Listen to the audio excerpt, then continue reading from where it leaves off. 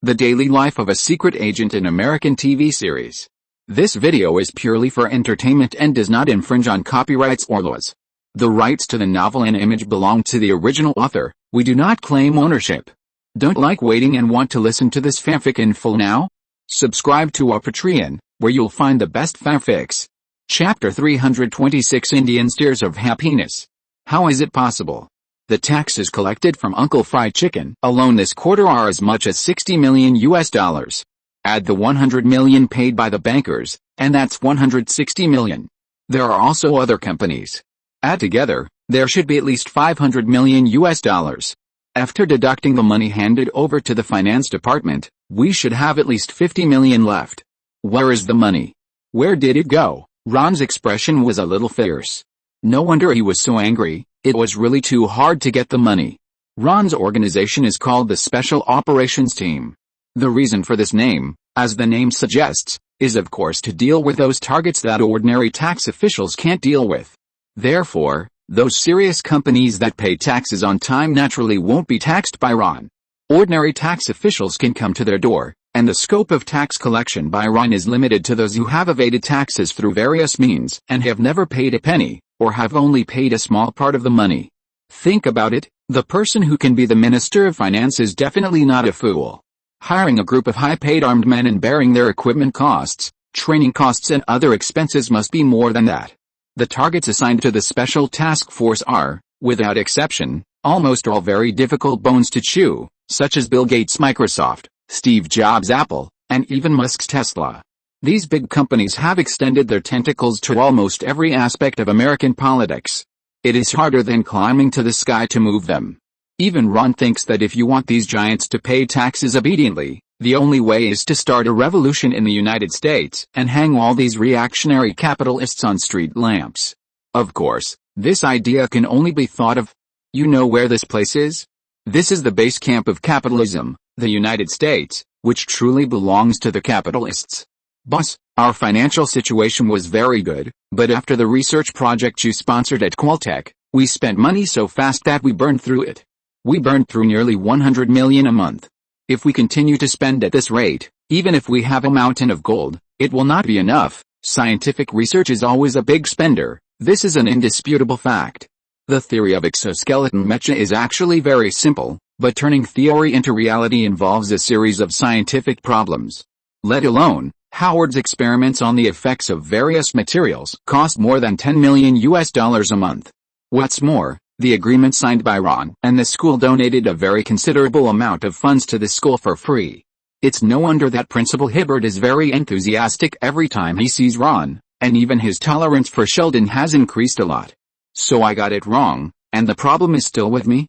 Ron said with an extra embarrassed look. There's nothing we can do about it. You know, we can't target those big companies that make a fortune, so we can only target the criminals. Recently, the weapons of these criminals have become more and more advanced. So, it is necessary for us to upgrade our equipment. This is also for the lives of our employees. Are you sure it's for dealing with criminals? Andy asked suspiciously, instead of making a big toy for you to play with. Need I ask? Of course it's for dealing with criminals. I have something else to do, so I'll leave first. Bye. Ron blushed and quickly picked up his bag and ran away. He was unique in being forced to skip work by his subordinates. Hi, Ron, you're back. Leonard opened the door for Ron with a very excited expression on his face. Ron couldn't help but ask, what's wrong? Did something good happen? Oh, don't ask me about this. Ask Sheldon and see if he has done anything good. Sheldon spread his hands. What did I do? You and Amy had sex. Don't deny it. Penny told me. Amy told her herself. Leonard said excitedly. Ron, why don't you react at all? Sheldon actually got rid of his virginity. Don't you as a brother feel excited at all? Ron rolled his eyes. Come on, Leonard, when did you become so childish? Sheldon's body may not be fully developed now. XX? Are you kidding? Given his usual habits, have you ever thought about what experiments he might be doing? As soon as Ron said this, the room immediately became quiet.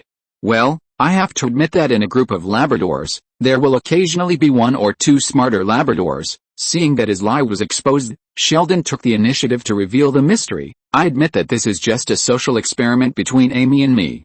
We mainly want to see how fast and Sheldon, I don't want to hear this from you. Rajesh took a sip of wine so that he could speak in front of the girls, and raised his eyebrows happily. Howard, didn't you say you had something important to say today? What is it? The happiness in his heart was about to be hidden, and Rajesh quickly took another sip of wine to suppress it. Okay. Everyone, pay attention.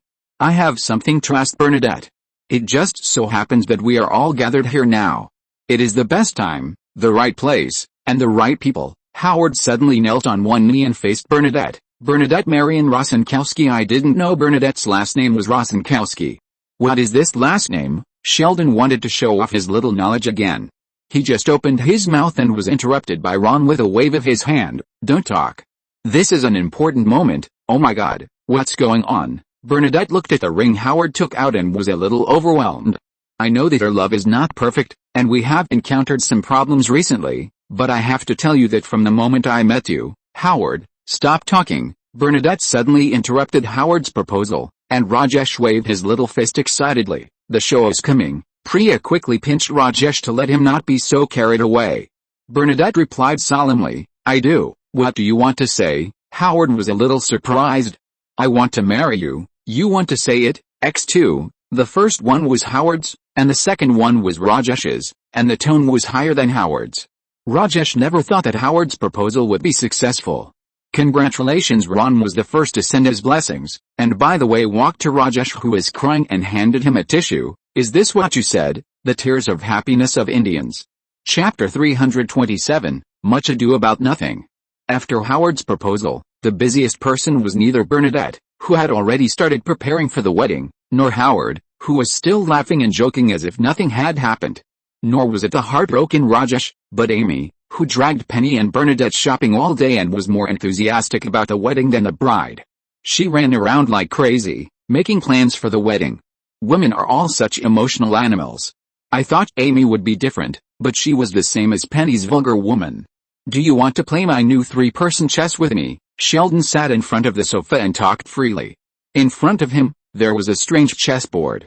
It was strange because the chessboard was composed of 3 boards, which could accommodate 3 people playing at the same time. I invented 2 more chess pieces. You will definitely be interested. No, we're not interested at all. Ron finished his meal and lazily lay on the sofa. To be honest, if it wasn't for the free meal, he wouldn't want to listen to Sheldon show off his new invention at all. I think your previous proposal is better. Nostalgic game night. Even if it means letting me play the old game from more than 10 years ago again, it's better than playing this weird 3-person chess. What do you think? Leonard, me too. I would rather play the oldest version of Super Mario than that ghost thing. Hey, maybe we should try this. Howard began to rummage through the broken box next to him. This is what Rajesh and I passed by on the way here just now. There was a second-hand sale in the haunted house, and we bought it back. I remember there seemed to be a game console in it, and it looked very good. It was an antique model at first glance. Haunted house. Ron was a little confused about the name, but after thinking about it, he immediately understood. Are you talking about the old house that looks about to be abandoned on the way you came, but in fact an old man has been living in it? I remember that he was a poor man.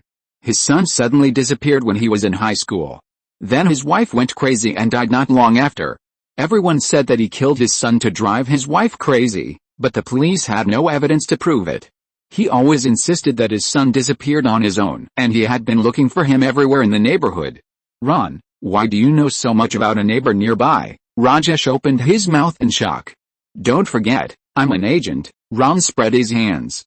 As an agent, it is basic skill to master the intelligence of all the people near where I live. In particular, conspicuous targets like haunted houses have been my focus from the beginning. However, according to my investigation, this person has always had a good record, and the situation reflected in the files is indeed as the police said. There is nothing worthy of suspicion. His son seems to have disappeared out of thin air, and this has become one of the unsolved cases of the Los Angeles Police Department. Found it.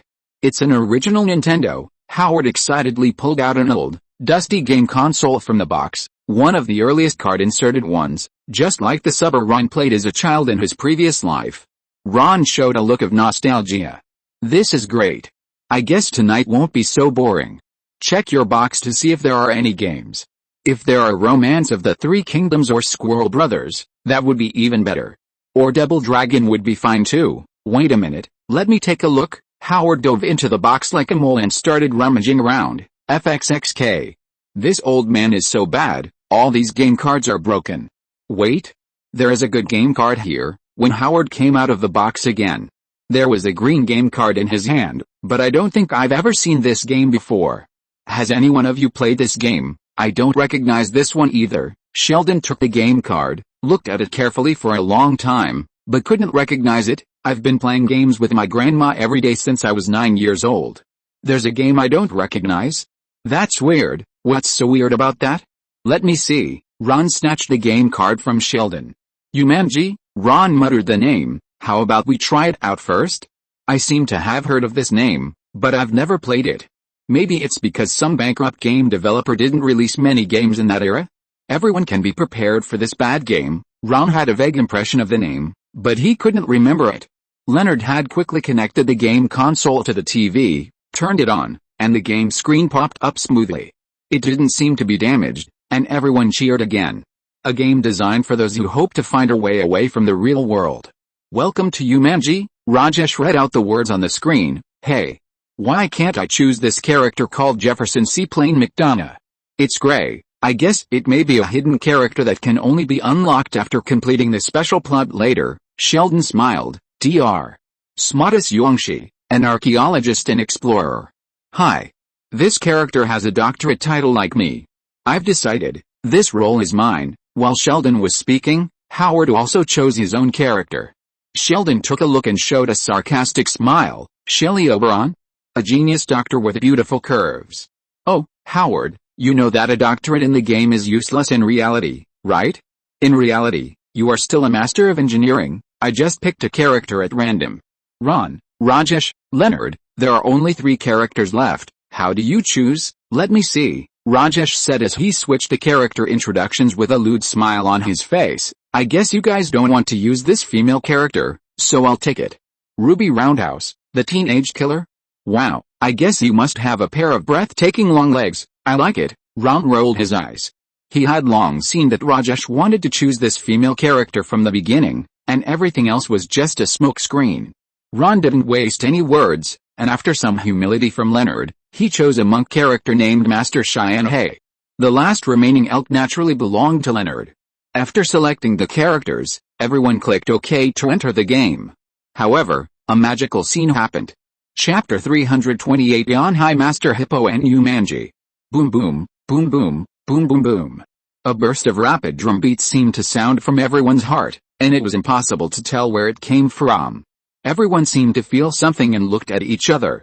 Rajesh said anxiously, "What's going on? I guess it might be short-circuited." Leonard, "Unplug it quickly." "No, turn off the power." "Okay." Leonard quickly reported the plug, but the game console seemed to be unaffected at all, making a sizzling sound, and the game page on the TV continued to run as before. "No, it doesn't work at all." "Leonard, look at your hand," Ron shouted, and everyone noticed that Leonard's hand gradually broke into small particles like quicksand, and then was sucked into the TV. Soon, before he could react, the whole person was sucked in. Oh my god. Oh my god. After Leonard was eaten by the TV, the drum beats not only did not stop, but became more rapid. Howard and Rajesh hugged each other, but still failed to change the life of being sucked in. Next was Sheldon, and finally Ron. System. What's going on? At the critical moment, Ron finally remembered that he still had a system on him. Unfortunately, there was only a cold reminder in the cold system. Special energy discovered. Special mission started. Save the world of Jumanji. Reward. Random character skill X1. Failure penalty. What does the question mark mean? Ron was shocked. He had never encountered such a situation since his rebirth, but the suction of the TV was getting stronger and stronger, and the strength in his hands was getting weaker and weaker. Finally, his hands loosened and the whole person was sucked into the TV. Squeak! The door of the apartment opened again. "Hi, we're back. Do you want to go eat something together?" Penny shouted excitedly, but there was no one in the room. There was only the game console connected to the TV and 5 controllers thrown on the ground. Strange, I clearly heard someone in the room just now. Forget it, forget about them. Amy, let's go out to eat together. What do you want to eat? With a bang, the door was closed again, as if no one had ever been there. Woohoo! A flash of light passed by, and when Ron regained consciousness, he only heard the sound of violent wind in his ears. He quickly opened his eyes and found that he was actually flying in the sky and was about to fall to the ground. Ron quickly adjusted his landing action. Boom. Ron landed steadily, and then he had the mind to look around. It would have been fine if he didn't look around, but when he looked around, he found that he was actually in a tropical rainforest. Sheldon, Leonard, Howard, Rajesh. Ron tentatively called out the names of his friends, but no one responded. But Ron found another unusual thing, that is, his voice was different. Even the clothes he wore and his body had changed. FXXK. Where's my hair? Ron touched his head, but touched nothing. If I'm not mistaken, my current image should be the image of the character in the game I just chose. Ron recalled the appearance of the character page, compared it with the clothes on his body, and made a bold guess. Just as he was thinking, 4 strange screams came from the sky, followed by 4 thumps. 4 people fell at Ron's feet. Who are you? The first muscular man who stood up and looked almost exactly like Ron's good friend, Hobbs asked vigilantly. The dodging action had a strange sense of familiarity. Ron tried to call out. Sheldon, I'm Sheldon. Who are you? I'm your brother, Ron Lee Cooper. Ron slapped Hobbs on the head heavily. Hobbs screamed and jumped back a step. Ron nodded with relief. This reaction was exactly the same as when Sheldon was beaten. This was definitely Sheldon. Are you Howard and Rajesh? Ron pointed at the short fat man and the sexy beauty hugging each other. After the two looked at each other, they quickly screamed and separated. Hey. How did I become like this? Rajesh touched himself, and finally put his hands on his chest and nodded with satisfaction. This feels really good. The sexy beauty showed an obscene smile that was inconsistent with her image. Ron was speechless. Hey. I said that this is the first thing you noticed now? Don't you find that we are all different from before? Where is Leonard? I'm here. A dark hen was raised from the bushes next to him, and then a black man with a big backpack jumped out. Oh my god. What happened? We seem to have become the characters selected in the game just now. Ron carefully looked at the 4 unfamiliar faces in front of him. It was really difficult to connect them with their previous images. Listen, I don't know what happened, but to put it simply, we seem to have been sucked in by the game. Yes, that's right, we should be in the game world now. Game world, Sheldon repeated in disbelief. What, are you kidding? This is impossible. We were clearly in the house preparing to play games. I know, it must be another trick of yours. I almost forgot that tomorrow is April Fool's Day. Ron. This April Fool's joke is not funny at all. Where is the water? I'm going to tear off all these fake muscles you put on me now, Sheldon said, and ran to the place where the water sounded. After calling the system many times to no avail, Ron was stunned by the 3-bar tattoo on his wrist. He suddenly remembered a movie he had seen in his previous life. Could this be a Game of the Brave? Ron vaguely remembered that there was such a classic action movie in his previous life. The first one was starred by Robin Williams, playing a board game similar to Monopoly. Then, after 2 garbage sequels were filmed in succession, it was finally restarted in the new century, starring Dwayne Johnson. If he guessed correctly, the game console Howard bought from the second-hand sale should be the Jumanji game that has been transformed into an electronic game. No wonder he always felt that the name was familiar. Ron finally realized it, but immediately realized that something was wrong. Wait, if it is a game, wouldn't it be wrong to go to the river now? Sheldon. Wait. The river is dangerous? Ron shouted hurriedly. What? Sheldon turned around, but didn't notice that a big guy was floating up from the water behind him.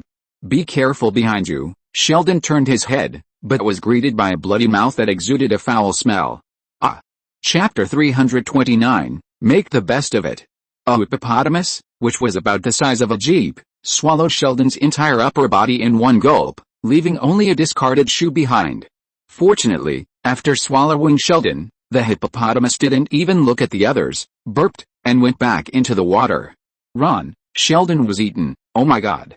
Save him, don't worry. Ron heard some strange noises in the sky, stopped a few young geeks who had never seen the world, and pointed to the sky. Immediately, Sheldon's game image fell to the ground with a whistling sound and screams. Are you okay, Sheldon? Ron reached out and pulled him up. No. Not at all. It was so disgusting just now. What kind of hell is this place? A monster that has never brushed its teeth once in its life can swallow another clean person into its mouth casually. A place that can kill you if you are not careful. In addition, let me correct your statement. With your current big body, I strongly suspect that you have not taken a shower for at least 3 days. Hey. Now is not the time to get entangled in these little things. What just happened, Sheldon? Leonard asked hurriedly after carefully checking that Sheldon was fine. Just now I was standing by the river, and then I was swallowed in one mouthful. When I opened my eyes again, I was already falling from a height of 300 meters. Generally speaking, people would definitely be killed at this height, but I was actually safe and sound. Doesn't this whole place have to follow Newton's classical mechanics? Ron couldn't help but smile. He never thought that the first question Sheldon thought of after his rebirth was not why he died and came back to life, but that this place did not follow Newton's classical mechanics. Well, this is very Sheldon. That's a hippopotamus. They are omnivorous animals.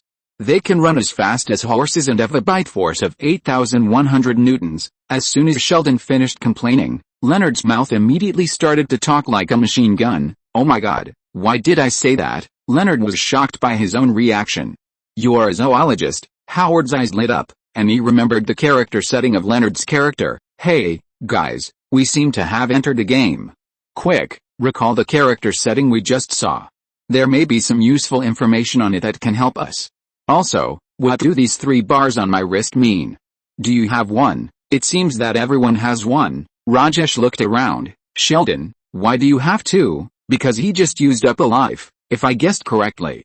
This should be the number of times we can be reborn, just like the lives in Contra. Ron took over the conversation. What if we use up all 3 lives? Exit the game, you may die directly. I suggest you don't try. Ron rolled his eyes at him, but just as he rolled his eyes, the impatience in Ron's eyes immediately turned into astonishment. Because he saw countless hippos emerging from the bushes. It turned out that the hippos that had just dived back into the water were not full at all, but were calling their companions to eat together. You are really loyal, Ron. The hippos are here to eat. Those who don't want to be lunch, run. Before Ron finished speaking, the other 4 little Oedicus had already gotten up and ran away. When Ron looked back, the 4 of them had already run away. Disloyal guy, Ron cursed inwardly and hurriedly followed. The 5 people were chased by the hippos. After running for a full 5 minutes, they finally ran out of the woods and came to a small road. Just as they were about to take a breath, a jeep drove up from the small road and stopped in front of them. Dr. Yongshi. Welcome to Yumanji. The driver, who was very familiar with the place, stunned the 5 people at once. The door of the jeep seemed to have automatic sensing and opened by itself. Don't stand there stupidly, get in the car. However, Sheldon only had the appearance of Dr. Yongshi but not the heart of Dr. Yongshi. No, I don't like strangers' cars. And your car looks dirty. I don't know how many bacteria are on it. It's so late. Get in. Ron could vaguely hear the footsteps of the hippopotamus behind him, and pushed Hilton hard in anger. However, something embarrassing happened. His push didn't move the car, and Ron couldn't help blushing. Hurry up and get in the car. Otherwise, I guarantee that you will be swallowed by the sticky and dirty big mouth again. This time, Sheldon finally got in the car obediently. As soon as Sheldon fastened his seat belt, he asked with a vigilant look on his face, "Where are you taking us?" But the driver seemed to have not heard him at all and continued his lines. Dr. Yongshi, a famous archaeologist and international explorer. As we all know, your brave expeditions have covered all 7 continents. I am honored to meet you. I can say without blushing that you are a very handsome man. Hey. You have a really sweet mouth. If knowing people is a kind of wisdom, you are much smarter than the last 4. Leonard, I am beginning to like this guy. Sheldon was praised so much that his mouth was almost grinning from ear to ear. Archaeologist and adventurer, if that's the case, then am I not Indiana Jones and Raiders of the Lost Ark? I like this setting. Hey. Why are you Indiana Jones? You can tell from the name that this role should be mine. I am a real Indian, Rajesh said unconvinced. Teenage killer, Ruby Roundhouse, welcome to Jumanji. I'm eagerly looking forward to your arrival. As you know, this place is in extreme danger. We hope you can break the curse. Curse? What curse? Genius Professor Shelley Howard had just opened his mouth when the driver couldn't wait to introduce other personal information. Howard sensed something was wrong, nudged Ron with his elbow, and asked in a low voice, "What's the situation with this person? If we are really in a game, I guess he should be an NPC character. No matter what we say to him, He will answer fixed words according to the set program. If you don't believe me, I can demonstrate it to you. Ron switched to Chinese mode and sent out the most cordial greetings from the people of Central Plains. You bastard. Sure enough, Sichi not only did not have the slightest unhappy or puzzled look on his face, but he still greeted him excitedly. Master Xianhe, welcome to Jumanji. I heard that you are the most powerful cold weapon master in China. This time you were specially invited to help break the curse. We are looking forward to your arrival. Ron spread his hands. Look, it's really like this, isn't it? Well, I hope he can tell us how to get back, Leonard said melancholy, looking at the distant woods on both sides. Franklin Mouse Finbar, Mouse is the nickname people gave you based on your short stature and cute behavior. I knew you would come, because Dr. Yuangshi would bring his most reliable assistant wherever he went. Hey, it's true. The two of them even live together. Rajesh was talking about reality. After running wildly in the jungle just now, almost everyone's mood has returned to normal. They even feel a little eager to try because of the unique experience of entering the game world. But Ron is not in such a good mood. He just checked the system and found that almost all of his skills were disabled in this time and space, and he couldn't even call out the system page. Well, although rebirth comes with a golden finger, or two to be exact, and knowing the direction of many stories is also one of the golden fingers, Ron rarely relies on such unknown things for his life. On the contrary, because he knows that he may face more strange and powerful enemies in the future, he works harder when training himself. So even if he loses the assistance of the golden finger now, he is still very confident. But this does not mean that he does not want to leave this weird place as soon as possible. Let's get back to the topic. What is the curse you just mentioned? The NPC driver switched to answer mode. The letter I sent to you has explained everything. Letter? Are you sure the letter you wrote can be sent to Pasadena? Sheldon looked skeptical, but soon her doubts turned into surprise. Look, I really have another letter in my hand. As soon as Sheldon opened it, everyone's eyes darkened, and another picture of the dense forest appeared, with a group of people they did not know in the picture. What the hell is this time? I guess it should be the opening cutscene of the game, which is in all games. The scene of the opening plot is very real. In simple terms, a bad-hearted warlord stole the gem of the Jumanji Holy Land, and then was corroded by darkness. The animals in the forest also began to go crazy and attack humans crazily, unless the gem was put back. The good news is that the gem is not in the hands of the bad-hearted warlord, but was stolen again by the NPC. Now, you need to take the gem back to the Holy Land and put the gem back on the Black Panther's eye. The NPC driver took out a gem and stuffed it into Sheldon's hand. I wish you a safe journey. After saying that, Ron didn't even realize how he got off the car. He stood on the ground with Sheldon and a few others, watching the Jeep drive away. I feel that this is a rubbish game with a cliché plot. If a company makes such a game, it will lose everything, Howard cursed dissatisfiedly. If it is made into a movie, the box office will definitely be lost. What should we do now? Ron, we have to go back. I just proposed to Bernadette. Calm down, Howard, calm down. Ron first calmed Howard's emotions. I don't want to stay here any longer, but the current situation shows that if we don't complete the mission, we may have to stay here forever, so let's go now and finish these damn tasks quickly, and then we can go back home and drink beer while watching TV. But what should we do? The map given by the NPC just now is just a blank sheet of paper. We don't even know where to go. Maybe we should do this. Ron took the blank sheet of paper from Rajesh and stuffed it into Howard's hand. Pay attention to the words used by the NPC just now. He said that we should go together, so I guess that completing the mission will most likely rely on our mutual help. Howard, do you see if you have gained anything? Hey. I really saw it. This is really a map. We should go over there. Howard pointed to the place next to him. How do you know Howard can see the map? It's very simple. We have two doctors here. One is Sheldon. Ron glanced at Sheldon's muscular body. But obviously, this muscular guy should be a combat role, and the other is Howard, and he is also a doctor of geography. If he can't see the map here, then I really don't know who to give it to. Sheldon looked at Howard with disdain. Doctor?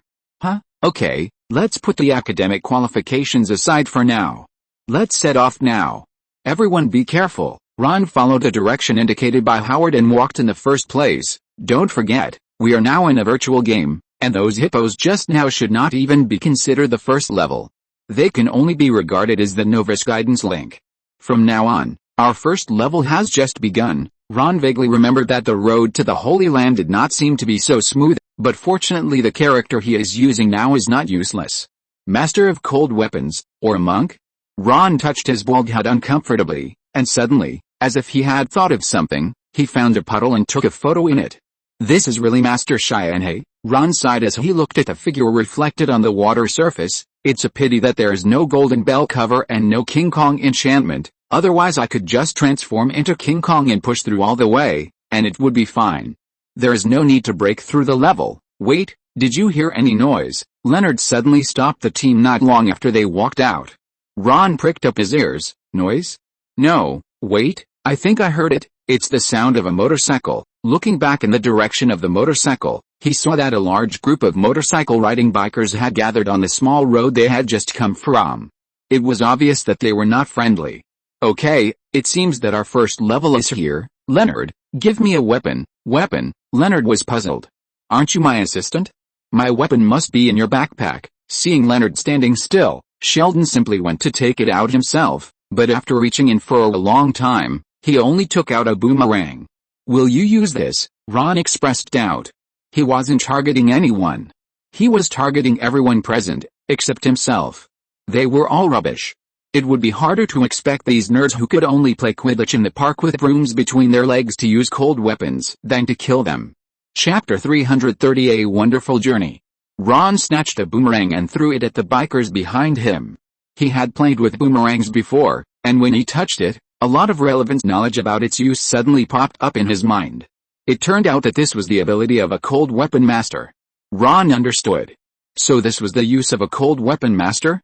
After the boomerang was released from his hand, it quickly spun in a circle, following a strange arc, passing over the head of a biker, making a miss. Just when Sheldon thought that Ron had missed and was about to make fun of him, the boomerang that was originally thought to have missed spun twice behind the biker's head, and actually flew back again, just piercing the biker's back. Just when everyone thought that this was the end, something strange happened again. Boom! The boomerang that had pierced the biker's back actually exploded.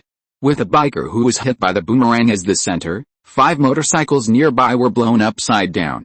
Ron and the 4 Oedicus were stunned. Ron looked at his hands in disbelief. You call this a cold weapon? What a useful thing. Give me another one. Ron stretched out his hand to Leonard again, but his hand stopped in the air for a second and didn't catch anything. Ron turned around and Leonard smiled awkwardly. No more, only that one. At this time, the motorcycle had caught up with him and was about to catch up. Ron was anxious. Give me any weapon. As long as it's a cold weapon. Leonard quickly put his head into the backpack and dug for a long time, but only took out a nunchaku. Do you want to try this? Do you think this is Bruce Lee's Kung Fu movie? When Ron complained, the motorcycle had already driven in front of them. He could even see the untrimmed nose hair of the biker. Time did not allow him to make any other choices. Ron could only push Leonard to the back, grab the nunchaku and swing it in a big circle in the air, hitting the biker on the head. The huge force directly knocked the biker away, but Ron did not have time to check on the biker's condition. Instead, he quickly pulled Leonard up and carried him on Sheldon's back like a chicken. Run.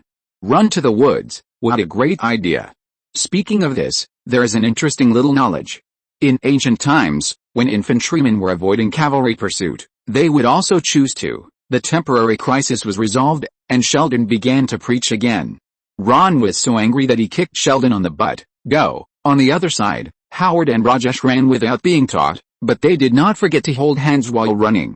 If it was in reality, this scene must look gay, but it was just right here. What Sheldon said was right. Like the cavalry in ancient times, the motorcycle slowed down immediately after entering the woods, not as fast as their legs. However, the woods had an end, and soon, they ran out of the woods. Run, there's a cliff ahead. What should we do? Howard shouted in horror, and this time, he hugged Rajesh again, and his hand was dishonestly grabbing Rajesh's chest. Hey. I'm a girl now, but you were not a girl, but a boy. That's not a reason for you to touch me. Rajesh slapped Howard's hand away and said modestly. Of course, if she didn't pinch it again, this statement would be more convincing. So what? Rajesh? Aren't we good brothers? Do you remember the agreement we made before? What should we do if one of us becomes a woman? Of course. Let the brother have some fun first. Rajesh understood. put down his hands that were protecting his chest and straightened his chest. Come on, but be gentle, I'm very sensitive. Ron couldn't bear it anymore, and patted the two on the head. Be serious. We are hiding from pursuers, these two. What time is it, and they are still playing this? Later, Sheldon was late because he was carrying Leonard and brought pursuers with him. There is no way forward.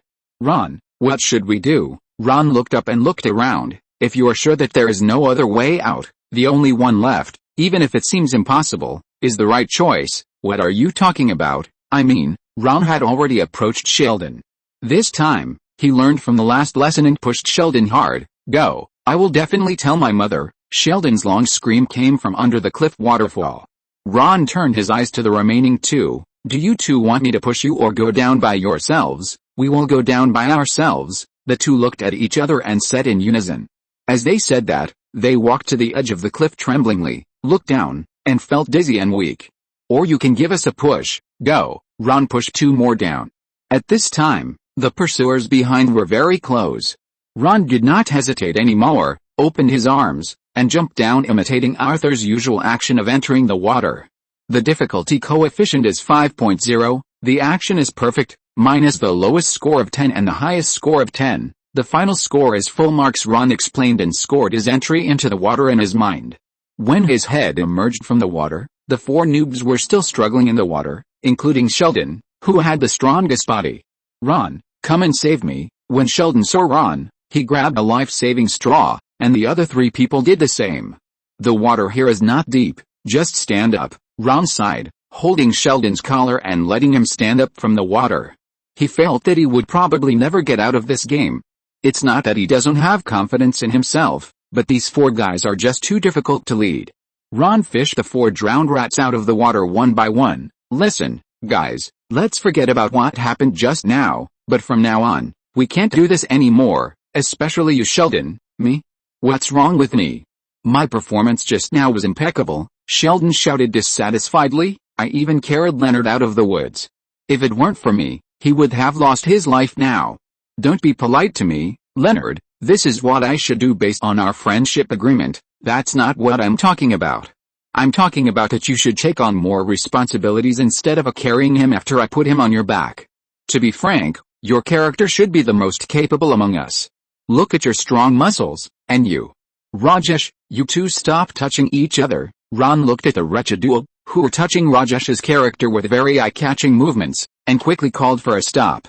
I think the name of the boy killer should not only refer to the hot body, but more to the fact that this character is very good at fighting. Ron stared at Rajesh. It is said in the character introduction that this character is a master of unarmed combat. You mean we can beat people?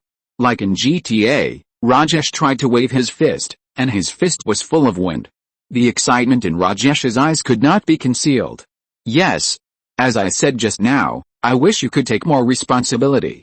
Since we are sucked into the game, I think beating him is the best choice. Guys, if you don't want to stay here for the rest of your life, you must show your most real and brutal appearance in the game, so that those NPC killers can see how the heroes of Azeroth conquered Jumanji. Ron's lecture lifted the spirits of the four little Oedicus, and he struck while the iron was hot. Howard, where should we go next? There's a market not far ahead. I guess we should go there to find the missing part of the map. The map given to them by the NPC was incomplete. Hey, do you have any money? I'm hungry and want to eat something. At the market, Rajesh was attracted by the aroma as soon as he entered the town. Here, Ron took a piece of bread from a small stall and threw it to Rajesh. Don't we have to give money to this poor vendor? Have you ever seen anyone pay for food in a game? Don't worry, if he asks me, I will definitely give it to him, Ron said to the vendor who continued to hawk his food indifferently on the street. I guess you can eat whatever you want on this street, except for you, Leonard. Why? Because I'm allergic to cakes. For safety reasons, I suggest not to touch any pasta. Ron still remembered the scene in the movie where this character only took a bite of bread and it exploded into a piece of meat. When they just figured out how to check the character panel on the road, Ron clearly saw that the same warning was clearly written in the introduction of Leonard's character. Just eat this. Ron picked up a piece of barbecue from a small stall and threw it over. Is it really okay for us to just eat without looking for the missing part of the map? Believe me, if the plot requires us to come to this place, then there will definitely be another relevant NPC who will jump out to tell us what to do next. As for now, We should eat well and save our energy. As everyone was enjoying their meal, a child wearing a small hat suddenly jumped out of the crowd. His big eyes scared Sheldon. Go away, I hate children the most. However, the child was not scared away by Sheldon's bad attitude. Instead, he said excitedly, Dr. Yongshi, you are finally here. We have been waiting for you. See, I told you so. Ron spread his hands to express his foresight. Kid, this thing is for you to eat. Do you know where we should go now? Howard bent down and stuffed the half-eaten bread to the child, but the child was very disrespectful and did not even take it. I guess Sheldon has to ask him to get the answer. Sheldon suddenly turned bitter and covered his face with disgust. Kid, do you know where the missing part of the map is? Follow me. The kid nodded, led them to a pavilion, and said mysteriously, what you want is in the basket. If you take a wrong step, you will die. Trust each other and don't blink. The missing part is not what you think. Okay, good luck, great hero. Hey, I'm starting to like you. Sheldon smiled happily at the hero's praise. But before he was about to say anything else to the kid had already run away. I take back what I said just now. It turns out that all the little ghosts are annoying. Don't worry about that little ghost. Ron looked at the basket. We need to send someone to take out the things in the basket now, and we decided to send you. Rajesh, you go. Why me? Because I guess there should be a snake or some other animal in it. Look at the surrounding environment. Don't you feel like you are back home in India? Rajesh nodded in agreement. Well, although there is a little bit of racial discrimination, this is really the case in Uttar Pradesh, India. However, people of high caste generally don't go to places like low caste. Rajesh took a few steps forward, lifted the basket a little and immediately covered it again. It really is a snake, a black mamba. Ron, what should I do now? Reach in and take out the note. No. Ron shook his head. Remember what the little ghost said just now? Don't blink. I guess this should be a staring contest game. Yes, that's it. Rajesh, you stare into the snake's eyes, then reach in and take the thing out. This is a piece of cake for Indians who deal with snakes all year round. Rajesh did as he was told and took out the paper ball in less than a minute. This is so easy. If all the levels were as easy as this one, we would still have time to go back home for dinner, but Ron was not so optimistic. I don't think it's likely. It's just that the game itself didn't expect that an Indian would play the game. Howard, look at where we should go now. This is not a map at all. Howard showed Ron what he had in his hand. This is a sculpture of an elephant. Hey, this is feeling more and more like India. Elephant. The memory was too long ago, and Ron couldn't remember this part. Is there nothing else? Also, there is a sentence on the paper. When you see me, start climbing. What does this mean? Howard puzzled. Are we going to find the elephant now? No. Or wait for someone to take us to see the elephant? Ron heard an ominous engine sound, turned around, and saw that the bikers had followed them to the market entrance again. Ron had a sly smile on his face. Guys, do you want to try to fight them? Is there such a chance to enter the game? Don't you think it's a waste if you don't have a good fight? If you're listening to this novel on a channel other than Fanfic World, it means they downloaded and uploaded it without effort. We cordially invite you to visit our channel, Mundo Fanfic Novelis. There you'll find the original version of this story and you can explore many other novels of various genres. We're waiting for you to immerse yourself in a world of incredible novels. Chapter 331 Clearance. Ron's words made the four little Otacus eager to try. In fact, apart from the initial discomfort, they were basically no longer afraid. Instead, they felt that this was a virtual reality game. As Ron said, this rare experience was very fascinating. Watch me. Rajesh was the first to rush up, kicked a member of the biker gang, then tapped the ground with his toes, and used the force again to do a graceful somersault in the air, avoiding the stab of the person behind him, and kicked the biker gang behind him between his legs.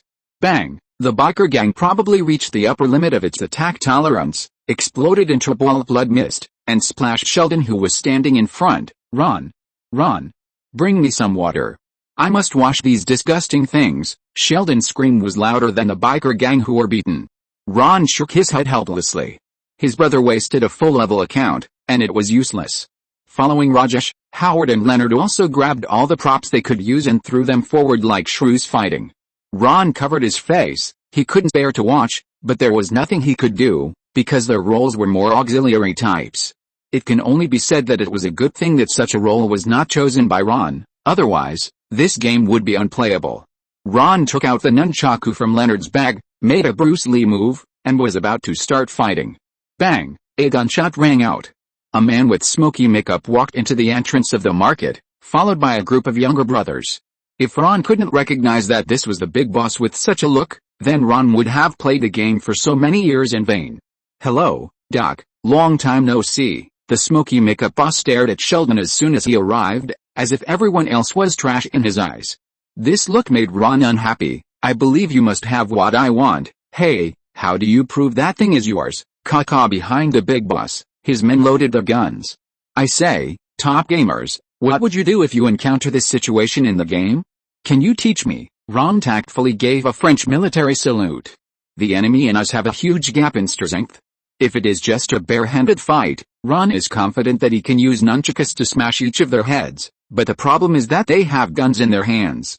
Howard and the others certainly followed suit. "Under normal circumstances, if it is in the game, I will control the character to take a wave of damage and fight close to him," but, before Howard finished speaking, someone threw a tin can between them and the big boss, and a lot of thick smoke came out of the tin can, which immediately formed a visual barrier between the two groups of people.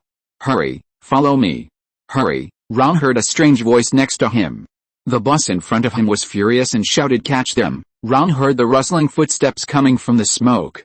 Leonard said anxiously, "What should we do now? Maybe there is a new plot." "Let's run away first." Howard's answer was simple and neat. It happened that Ron had the same idea, so he held Rajesh and Sheldon's collars in one hand and brought them back. This time, it was not very difficult to carry Sheldon, because even if Ron ignored him, Sheldon was ready to run away, or in other words, no one could stop Sheldon from running away. On the contrary, Raj made Ron spend more time. This Indian was too aggressive, and Ron had to spend more effort to get her back. "Ron, why are you stopping me? I can defeat them all right away." "Rajesh, wake up, they have guns in their hands. Even if I use my own body, I can only fight them if I also have guns." Ron rolled his eyes and explained. "So are we going to follow an unknown NPC into the underground tunnel now?" "I don't want to." The NPC who rescued them looked like a young man. He just led them through the small road in the downtown area and opened the cover of a sewer for them to go down. "Let me introduce myself. I'm not an NPC. I'm a player like you," the young man said dissatisfiedly. "Hurry up, the pursuers are coming soon." "I can." Sheldon crossed his arms and was about to say something, but was immediately kicked down by Ron, who had been impatient for a long time. He didn't have time to waste with Sheldon here. When the other three scientists saw Ron's behavior, they immediately went into the underground tunnel one by one. Bang! Ron was the last one to go down, and he closed the lid again. At this moment, the pursuers happened to turn the corner and came to this path. They hurriedly stepped over the lid of the underground tunnel, but they didn't realize that the person they were looking for was underneath. "Follow me closely and do exactly what I say," the new guy spoke concisely. "You haven't told us who you are yet.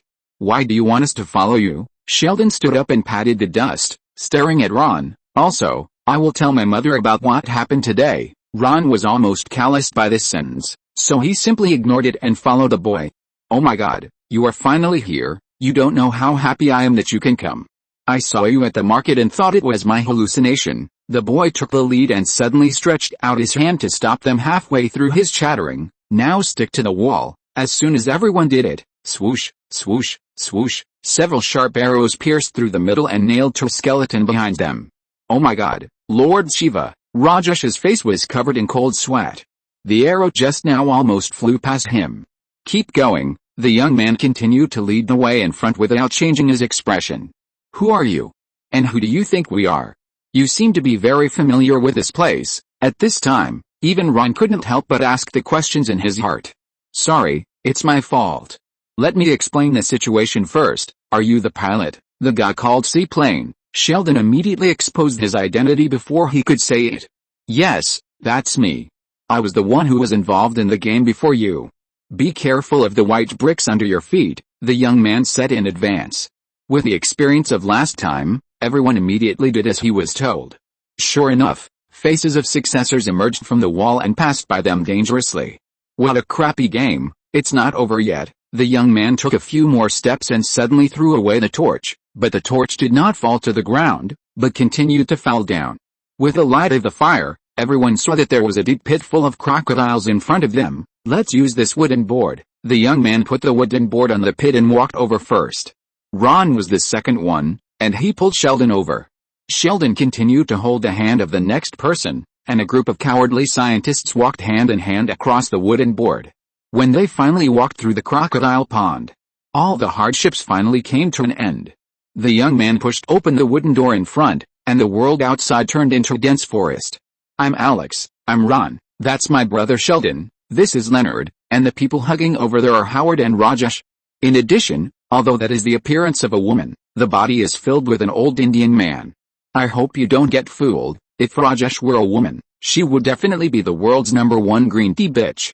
Ron just saw him flirting with a new guy for countless times. "Would you like some margaritas? I made it myself, and it's one of my character's specialties.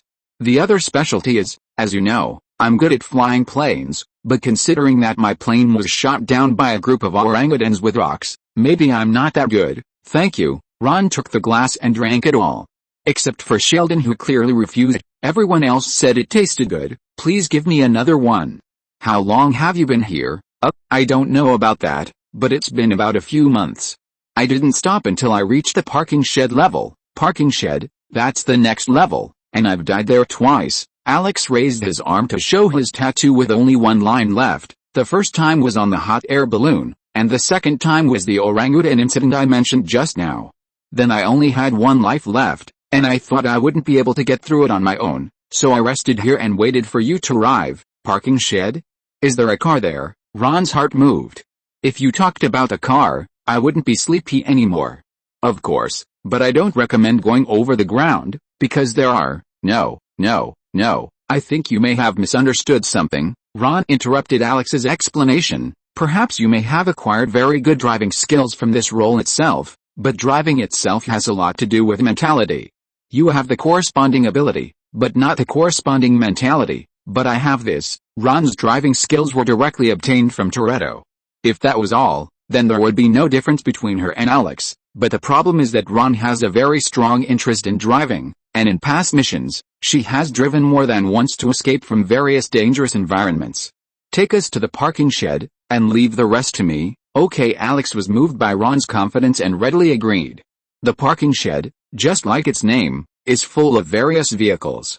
In addition, there are helicopters, hot air balloons, and all other means of transportation you can imagine. "Which one should we choose?" Alex asked. There were originally 2 guards outside the parking shed, but Ron sent Rajesh to seduce them and attract their attention, and he broke their necks from behind and easily dealt with them. It is worth mentioning that Rajesh's dance was real. Until Ron dealt with the guards, Rajesh was still hugging the pillar and twisting it. What other options are there? Of course, the car. Ron almost didn't think about it, and found an off-road vehicle to get in. "Now let's go to the next level." After the friends got in the car, Ron immediately started the car. The car directly broke through the gate and drove onto the road, but the game couldn't let them go smoothly. Sheldon pointed out of the window in horror. "But what about those rhinos?" In the distance, a large group of rhinos ran towards them, looking very imposing. If Ron didn't even bother to take a second look, what else can we do? As long as we run faster than them, it'll be fine. In fact, this is exactly the case. Even on a rugged mountain road, the average speed of an off-road vehicle is over 60 kilometers per hour, while the maximum speed of a rhino is only 30 kilometers per hour, which is just the sprint speed. Long-distance raids will be slower. No matter how much the game wants to embarrass them, it must follow basic biological common sense. "Howard, look at the map." "Where is our next stop?" Ron asked while driving.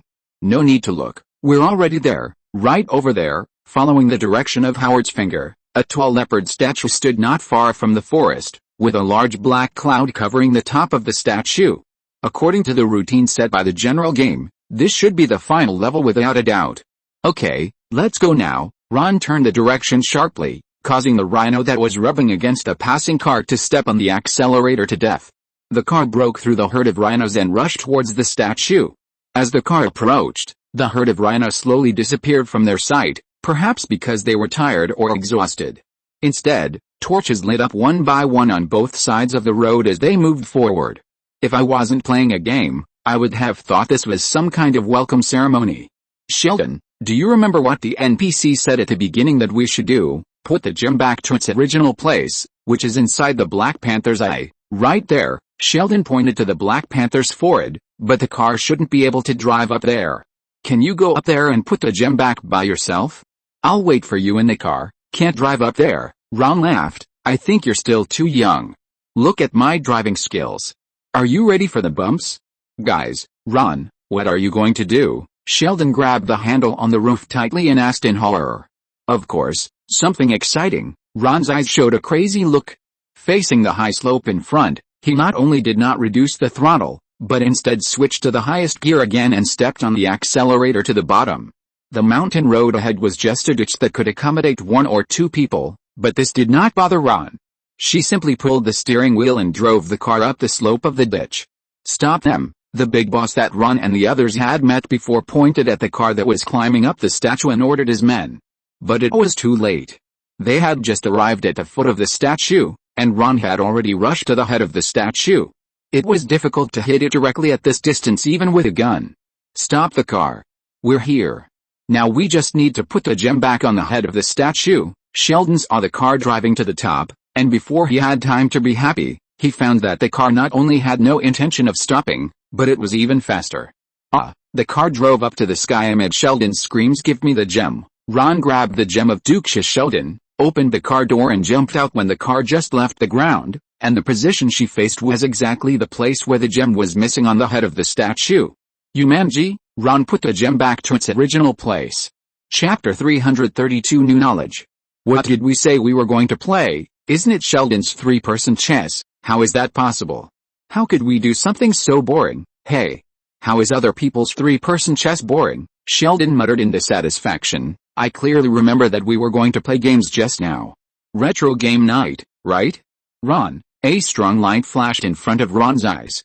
When he opened his eyes again, he was back in Sheldon's apartment, and the 4 little Oedipus returned to their original appearance, sitting on the sofa, arguing about what they were playing just now.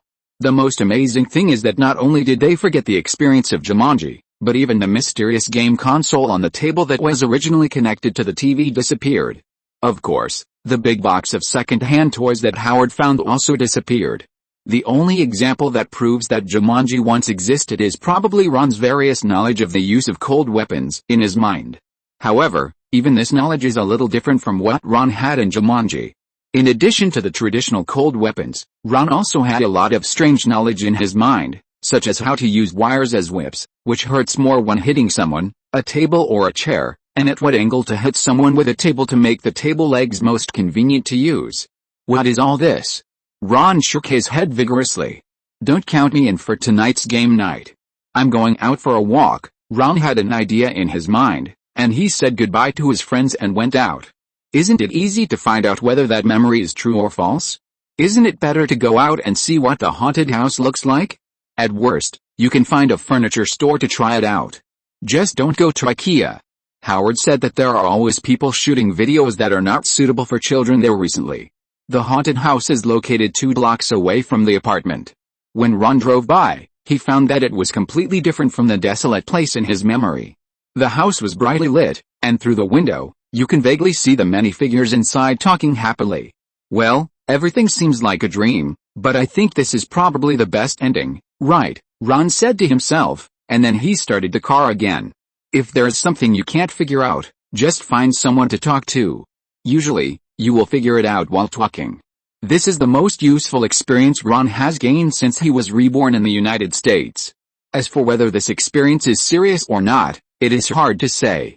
In a Pittsburgh restaurant, Max was preparing his own cake in the kitchen, and suddenly he was hugged tightly by a warm embrace from behind. Long time no see. Maximum. The person behind Max was Ron. Hey, Ron, aren't you afraid of being seen by Caroline? Although he said this, Max still twisted restlessly in Ron's arms. This girl is really a troublesome little goblin. Even after being together for such a long time, Ron is sometimes shocked by Max's charm. I checked before I came in. Caroline isn't here, is she? She's on leave today. Max turned his head and kissed Ron lightly on the face, raising his eyebrows slightly. No, last night I thought someone was following her, so I took a pot of boiling water to take the person outside, but I accidentally spilled it on my feet and scalded my feet. She's in the hospital now, but she should be back soon. How is it? Are you sad? The angle at which Max turned his head just showed off his good figure while keeping the rest of his body close to Ron's body, giving Ron double the pleasure. Once again, Max is really awesome. Ron slapped Max on the butt. I'll wait for you at the old place. The old place Ron was talking about was a large trash can that had been converted into a stain. This was an idea that Ron borrowed from a certain American TV series in his mind and converted a seemingly ordinary trash can into a secret den for himself and Max to have fun during class breaks. This secret hideout was on a street not far from Arhan's shop. An hour later, Caroline limped back to the cake shop. Max, guess what I saw? I just saw a big trash can that moved on its own on the road. It's so disgusting. I guess there must be piles of rats in that box. I didn't expect that there would be such dirty things so close to our store. I just called the sanitation workers to drag the trash can away now, but Caroline's excitement was in vain. Max was not in the store. Hi, girl. Thank you for your cake. The sanitation worker waved to Caroline, and Caroline also waved politely. I should thank you, sir. Enjoy your cake, in the trash can. Ron, why do I feel like our box seemed to shake again just now? Max propped himself up from the bed with some uncertainty. Really? I have this feeling. Do you think it could be the aftermath of the noise we made just now? Your reaction was so big. I almost thought I was still in Texas, riding the most powerful bull with my friends. Thank you for the compliment. Bang. As he spoke, the trash can shook again. This time, Ron finally lost his composure. Well, this time I really felt it. I guess there might be some trouble outside. Really? Max used a question, but a pair of crossed arms wrapped around Ron's neck again. Maybe someone outside really thought this was a trash can throwing garbage? I say, do you want to do it again? Ron was a little tempted, but before he could take further action, the trash can shook more violently. He even felt that he was moving. Ron quickly stretched his head to the window, but happened to meet Caroline's eyes in the small cake shop. The four eyes met. Ron, Caroline was stunned with shock. What are you doing in the trash can? This is complicated. Stop the car, if possible. Ron would never want to alarm Caroline, but go out to stop the car himself, but unfortunately, he has not put on his pants yet. Wait a minute. Stop the car. Caroline quickly climbed out of the kitchen window to chase the sanitation truck. Ron lowered his head. Max, there's a bad news. I think you need to know. Max tilted his head. What? Are we being dragged to the garbage station? Worse than that, Ron was only halfway through his words when the door of the trash can was opened. Caroline, who had been shocked by Ron's trash can once again, was shocked by the scene in front of her. Ron. Max? You two are actually having sex in the trash can. Ron, what are you going to say? Ron wanted to explain, but when the words came to his lips, they turned into words that surprised even her. It's too cold outside, let's warm up here. Do you want to join us? Recommend this book Left-Handed and Unorthodox. I can reverse the price. Here is the introduction. Every practice has a price. Remember, left-handed and unorthodox practices will not lead to longevity. Jangs I obey, if you have a peanut. You won't say such nonsense. Chapter 333 Ron's sure field. Even if Caroline used her scalded toes to think about it, she would know how ridiculous Ron's reason was. It wasn't that Caroline wanted to think about the problem with her toes, but the current situation made her so surprised that she couldn't even speak. The trash can seem to be a small world of its own, with everything from kitchenware and furniture to water, electricity and heating. It was like a small home, but it was a small home that was reduced countless times. The castle Caroline used to play house when she was a child was bigger than this one. This scene even made Caroline feel like she was back to the days when she was a little princess. But the appearance of the two people in the room made her feel bad. One was her boyfriend, who she basically tacitly accepted, although she didn't say it explicitly. At this moment, Ron, who had just hurriedly put on a piece of clothes, didn't even put on his pants. The other was Max, her best friend who she had been with day and night and depended on each other for a long time. She was using the quilt to cover her beautiful figure. Even if Caroline didn't see it, she knew that she must be wearing nothing under the quilt. She felt betrayed, and it was a double betrayal.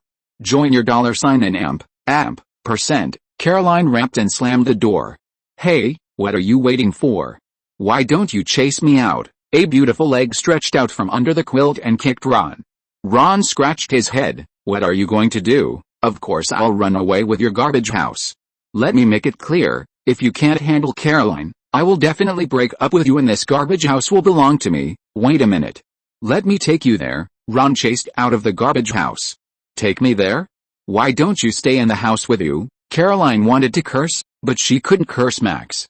Because Max and Ron were the only two people who helped her after she got into trouble. No, no, no, no. Then at least take my scarf. It's still quite cold outside. No, I don't want it. Caroline continued to reject Ron's kindness with a cold face, but maybe Ron used too much force. Calorie slipped and fell directly to the ground. Fortunately, someone thought it was a real trash can and threw the trash next to it, so Caroline's beautiful face didn't kiss the hard concrete directly. But unfortunately, she also fell on the trash. Are you okay? Let me help you up. Ron tried to help, but was immediately rejected by Caroline. No. Ron. I won't accept Max as a mistress. What are you thinking? You are cheating on two people at the same time, and the other one is Max. I thought you would be more loyal after breaking up with you in high school, or even if you go out to play, don't let me know, but I didn't expect you to be like this now. Caroline sat on the trash, slapping the trash bag and roaring. Well, it was Paris Hilton who seduced me in high school, and this time, Max came before you. Do you remember the night you were homeless? Actually, before I went to pick you up, I had just made love with Max in a restaurant and at her house. Does that mean I'm a mistress? Caroline, will never be a mistress. Even if I'm lying in the garbage now, I'm not a bad woman. Caroline's funny look made Ron want to laugh, but he still managed it well and reached out to pull Calorie up. This time she didn't refuse. Caroline, listen, things are not always as obvious as they seem. Just like there's garbage outside, it doesn't mean there can't be a home inside. I had sex with you, but it doesn't mean I can't have something with others. Life is very complicated. The more Ron talked, the more he felt like a scumbag. Well, this word is redundant. He is a scumbag. All your arguments should at least be based on the premise that I think this garbage house is great, but unfortunately I don't think so. Good night. After saying that, Caroline picked up her bag from the garbage heap and turned around to leave. Caroline, Ron, you don't have to beg me. Maybe we will be destined to be together in the next life. I want to tell you, listen, Ron, you can't abandon Max for me, so I decided to quit. No. Ron was interrupted by Caroline twice in a row, and his tone was a little anxious. Really, you don't have to say it anymore. I have to. Ron took the opportunity to say as soon as Caroline finished speaking, you have a diaper stuck on your back. Maybe the person who threw the garbage didn't seal the bag well. When Caroline fell on the garbage heap, a baby's diaper happened to be stuck on his back. Ron clearly saw a large pool of yellow unknown substance on it. I felt it too. The atmosphere was a little awkward. Caroline turned around and fled from this embarrassing scene. While walking, she kept shaking her shoulders, trying to shake off the diaper. Ron, how is Caroline? Max's voice came from the garbage room. She left. I guess she went home, so can we do it again? Ron answered heartlessly. Don't even think about it. I'm going home now. We need to talk. Max got dressed and walked out of the garbage room. Goodbye, Ron. Sheldon's apartment. After Howard and Leonard left for dates, only Sheldon and Rajesh were left in the apartment. Sheldon, what are you doing? Rajesh asked curiously, looking at Sheldon writing and drawing on paper. I'm thinking about how to add a new chess piece to the three-person chess. What do you think about calling him Prince Ron? He is the smart king's mentally retarded but kind-hearted brother, Sheldon answered without even looking up. I think you are alluding to Ron. Really? You also think Ron is mentally retarded, right? He still doesn't even know what string theory is. I've never seen anyone more idiotic than him in school. Sheldon nodded in agreement, and Rajesh waved his hand quickly. No. I didn't. I'm not. Don't talk nonsense. You were the one who said it just now. I didn't say anything. Just at this moment, the door of the apartment was opened and Ron walked in. I'm sorry, I do know about string theory. Isn't it that subatomic particles are not the smallest points? They are strings similar to rubber bands. The only difference from particle types is the frequency difference of string vibration. I say it again, although I am not a physics major, my academic qualifications still allow me to answer this question well. Ron, you're back. Chapter 334 Coincidences among Coincidences. Good morning, Ron. I swear, I must write a letter to complain about Colgate's toothpaste. I bought this one this time, and I don't know why it smells strange today." The next morning, Sheldon just got up and found that Ron was already sitting on the sofa in his apartment, but he didn't find it strange. Since Ron moved in, he has been like this almost every day, and he has gotten used to it. "Oh? Really? I'm wearing something strange, and the smell must be a little familiar, right?" Ron's expression was half smile. Sheldon suddenly realized, "It's true. I remember that high-end toothpaste occasionally has this strange smell since I was a child. It seems that there must be something wrong with their equipment. Yes, it must be like this. I will write a letter to complain to them now." As everyone knows, Sheldon hates change the most, so since Sheldon could speak, his toothpaste has never changed. And because Ron was under Mary's order of don't beat Sheldon, every time he was unhappy with Sheldon, he would take his toothbrush to brush the toilet. Of course, this time was the same, so Sheldon felt that the taste in his mouth was both familiar and strange. Ron tried to call Caroline and Max several times, but as if they had made an appointment, no one answered his call. "Please God, since my mother has a good relationship with you, can you let me keep one?" Ron prayed to God in his heart without sincerity, but if Ms. Mary knew that her son used the relationship between her and God to pray like this, she would definitely want to strangle him to death with her own hands. Although Ron's call was not answered, Leonard's call was never disconnected. "Sheldon, can you believe it?" Leonard pressed the microphone of the mobile phone. "Phil was arrested by the police for not paying the parking ticket." "Oh Phil," Sheldon sighed. "She is my 7th-ranked friend and my favorite person in the comic book store besides you." "Phil? Which Phil?" Ron heard the familiar name and took off his headphones and asked. "Phil Dunphy, a friend I met at the comic book store Sheldon and I often go to, is a married real estate agent with one son and 2 daughters. He often brings his son to the comic book store. He is very kind. If I plan to buy a house one day, I will definitely go to him." Ron stood up in surprise. "Sheldon, you actually know Phil?" "Phil Dunphy, it is a very common phenomenon for Europeans and Americans to have the same name. It is probably about the same probability as 2 people with the same surname here, but it is rare to have the same surname." Ron never thought that although he had never taken Sheldon to meet the members of the Pritchett family, Sheldon's impression of this family probably still remained in his childhood memories, but Sheldon inexplicably met Phil. But think about it, it doesn't seem to be strange. Both of them are nerds, but the difference in IQ has created different lives. It just so happens that both of them like to read comics. When Ron went to Claire's house last time, he saw that he had a bookcase of comics. "Should I feel honored to know him? He's just an ordinary real estate salesman," Sheldon muttered unhappily. "I think you should feel honored to know a great scientist like me." "No way, you still don't know who he is? He is your cousin Claire's husband. Remember the little girl I brought to your laboratory to study last time? That's his daughter." Ron looked at Leonard. "What did you say just now? Why was he arrested and jailed?" "Illegal parking. He can be released as long as he pays the fine." "Then I guess I should receive a call soon." Ron had just finished speaking when a crisp phone ring came in. Ron looked down and saw that it was indeed Claire. "Hey, Claire, I guess you must want me to pick up Phil for you, right? Even though you just tried to get me to teach Alex how to drive 3 hours ago? Damn it. How do you know about Phil? You should ask Luke.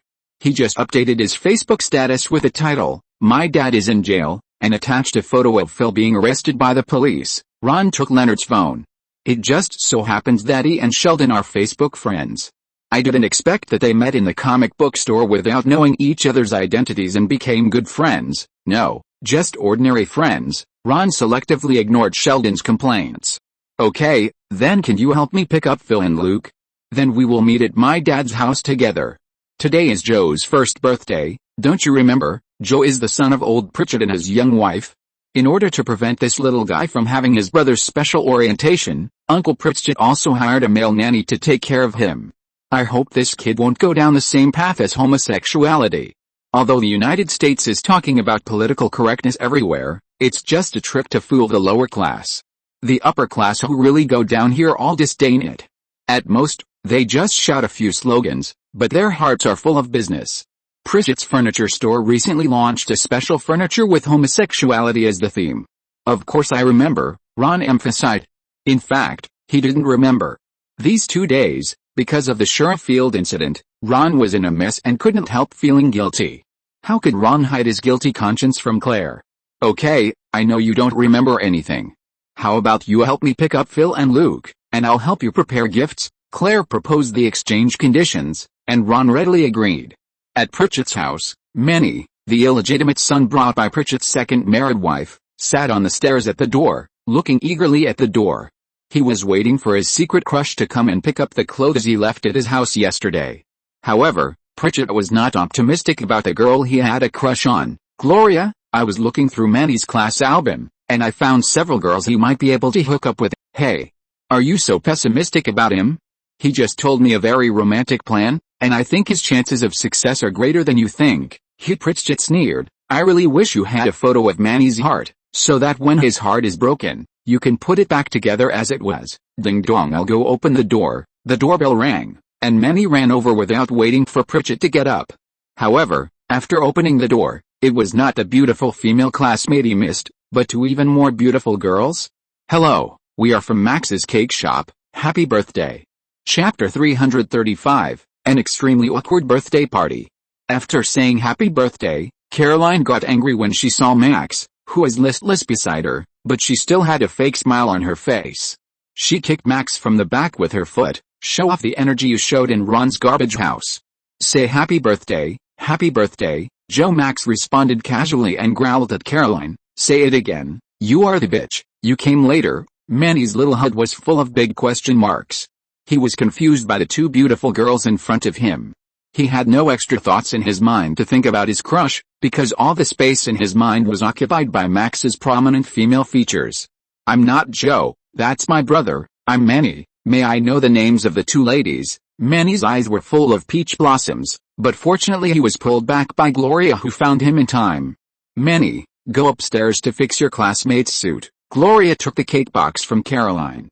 Let me help you carry it in, Mom. Caroline nudged Max with her arm, and they went into the house together and put the box on the table. There are a total of 30 small cakes, and a birthday cake. Thank you for entrusting such an important birthday party to us. Ding dong, the doorbell rang again. Manny, who had just gone upstairs, ran down again. If he could climb the stairs a few more times every day, he would definitely lose weight quickly. Unfortunately, when he opened the door this time, the figure outside the door was still not the one he wanted to see most. Hi, Manny. Phil, Ron and Luke arrived together. Manny shook his head and walked away disappointedly. Phil, I heard that you were arrested. How is it? Thanks to Ron. He talked to the police and let me out. Thank you, buddy. Phil hugged Ron happily. You're welcome. We are all family.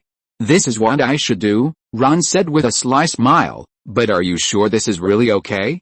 Send Haley to jail for an afternoon. Ron thought that he could just pick Phil up. With his status, this kind of thing would only take a phone call. But he didn't expect that after Phil came out, he actually proposed an idea to lock Haley in for a while to teach Haley a lesson. Ron readily agreed to this idea of tossing people around. He made some arrangements with the police and put the crime originally charged on Phil back on Haley. I can only say that this father and daughter are simply amazing. They are really a model of mutual pitfalls. Ron was chatting with Gloria about the interesting story of redeeming someone, and was suddenly interrupted by a familiar voice. He turned around and happened to meet Caroline's incredible eyes. Caroline? Max? Why are you here? They are the people who helped me deliver the cake. Do you know them? Gloria looked back and forth between Ron and the two women. She smelled the smell of gossip. Of course, Zioka and the Mitchells also smelled the gossip. I know him, I don't know him. Ron and Caroline said it almost at the same time, and Max looked at the two people in front of her with a half smile. In fact, she had already talked to Caroline when she got home yesterday. Because, although Caroline always regarded herself as Ron's girlfriend, in fact, they both knew that their relationship had never been confirmed, and basically they were still at the level of physical friends that were more common among Europeans and Americans. Max was even more the same. Her relationship with Ron was also at the level of playing around, and had never taken any further steps. The reason why Caroline was so angry was nothing more than that she was a little unhappy that she was deceived by Ron and Max for so long. If you say that she was really angry, she was not. In this regard, there is an essential difference in the concepts of Europeans and Americans and Chinese. As long as Europeans and Americans have not confirmed a formal relationship, no matter how they play with each other, or if they go out and get entangled with other opposite sexes, as long as they are physical friends, they have no reason to be jealous. After returning home, Caroline and Max quarreled with each other for a while, and then they made peace after a nap when they were tired. Yes, they're all my good friends. Gloria, can you allow me to bring 2 friends to Joe's birthday party again? Of course, Pritchett agreed with envy and nostalgia. When he was young, he was also as romantic as Ron, but the girls he had at that time were far inferior to Ron's too. This beautiful lady, can I ask you to dance? On the other side, Caroline had already turned on the music quietly and made an okay gesture to Ron. Ron returned a thumbs up and walked straight to Caroline. I didn't promise to make peace with you. I haven't forgiven you yet. Caroline turned her head to the side, afraid that she would agree to any request if she saw Ron's handsome profile again. Thinking back to high school, Caroline gave Ron her first time like this, and chose to forgive him after Ron accidentally slept with her best friend. Finally, she caught Ron and her bestie in bed while they were playing games together. Ron asked, "Would you like to join us?" and they broke up. Oh my god. After so many years, this guy hasn't changed at all. Please send thunder to kill this bastard. However, although Caroline said this, she had already stretched out her hand, waiting for Ron to hold her hand, and she would naturally get into Ron's arms.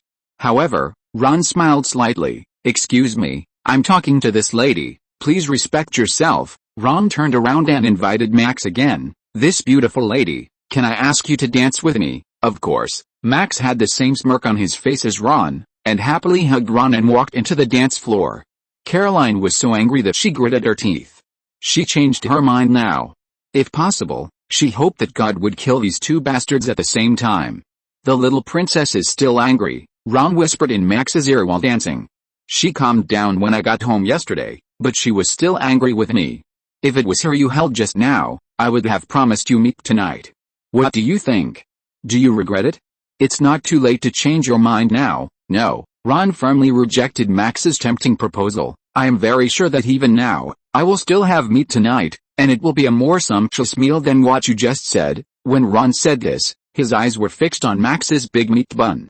A maid like me dare not dream of the love story of the prince and the princess. No, it's the story between the 2 princesses, the story between me and the 2 princesses.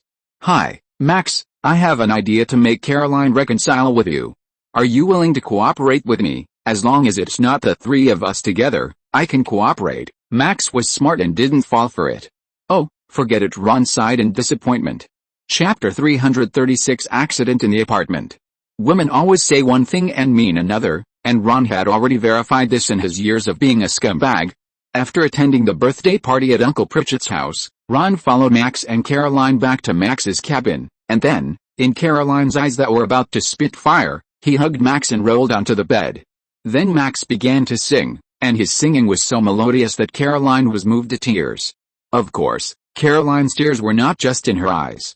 In the end, Caroline, who was unable to bear Max's moving singing, joined the battle.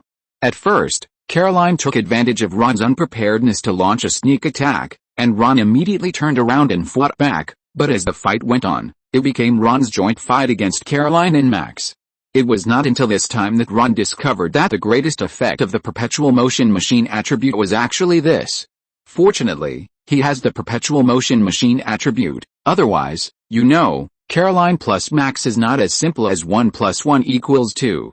Ron, do you have any other girls besides us? During the intermission, Caroline stroked Ron's arm with her fingers, and asked with a cunning light in her eyes. Ron was speechless, looking up at the sky and counting his fingers. Why are you silent? Caroline asked curiously. I'm counting how many women there are in total, Ron answered innocently. He had too many women, so many that he could hardly remember them all. Ron, you bastard, Caroline punched Ron with a pink fist.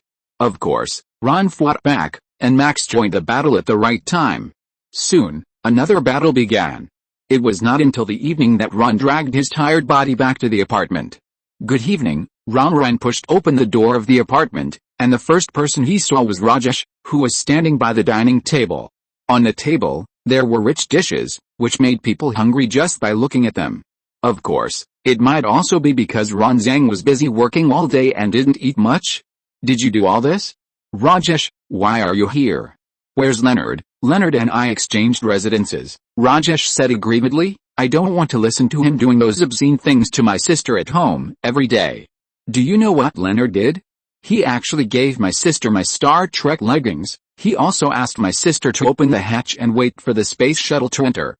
I have no choice but to hide here. Ron, do you want to come and eat something? Of course. Thank you for the treat. Ron sat down at the dining table without any hesitation. I guess that space shuttle must be very frivolous, right? Rajesh rolled his eyes and did not answer, but shouted into the bedroom, Sheldon, come out to eat. What is this? Sheldon was also shocked by the feast on the table. On the dining table, from roasted snails, roasted foie gras, this top French food, to the world-famous Wellington steak and Boston lobster, a small dinner was made to feel a bit luxurious by Rajesh. This is the difference between dining and eating, Rajesh said proudly, appreciating the surprised expression on Sheldon's face with satisfaction. His pride was of course well-founded, because this table full of dishes was made by him alone. That's amazing.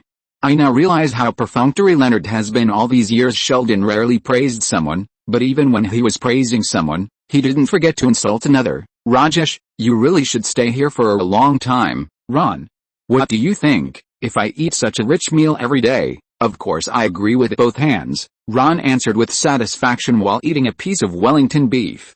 The taste was simply amazing. Although it was a little worse than the high-end restaurants he had been to, it was already very good to be able to cook like this just by cooking at home. But it would be even better if you could add a grilled oyster next time. Okay, grilled oysters, I've got that in mind. I promise, you'll see this dish on the table tomorrow night. Rajesh wrote a memo on his phone and poured red wine for the Cooper brothers attentively. Cheers, cheers. Hey, Sheldon, did you change your Wi-Fi password again? As soon as everyone clinked their glasses, the apartment doors opened and Penny walked in with a laptop. Yes, the password now is, Penny pays the internet fee herself, no spaces, thank you. Penny let her computer reconnect to the internet, and just as she was about to leave, her eyes inadvertently glanced at the dishes on the table, and her body could no longer move. Wow, what's the matter with this table of feasts? Of course it's from our outstanding Indian chefs. Although I've already said it once just now, please allow me to say it again. Well done, Rajesh. Ron raised his glass to Rajesh. Thank you. Rajesh clinked his glasses with Ron. Penny, do you want to come and eat something? I cooked a lot today anyway. Oh, thank you. Penny, who loves to eat for free, immediately threw her computer aside and sat down next to Ron.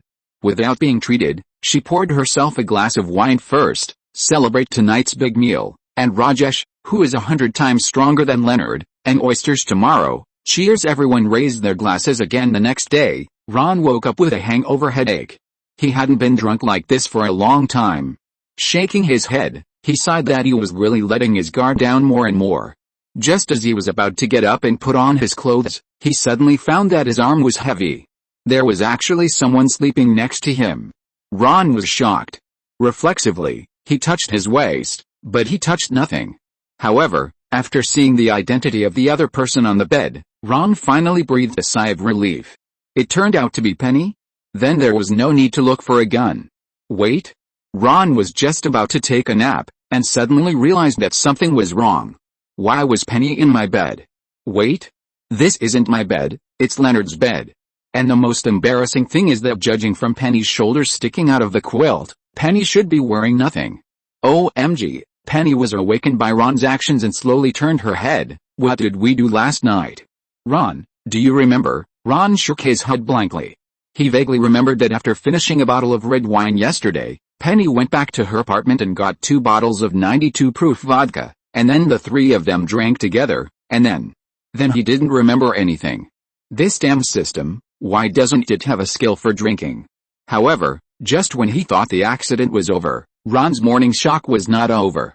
From the quilt on the other side of Penny, another Indian had popped out. Morning, Ron, Penny, Rajesh. Why are you here too?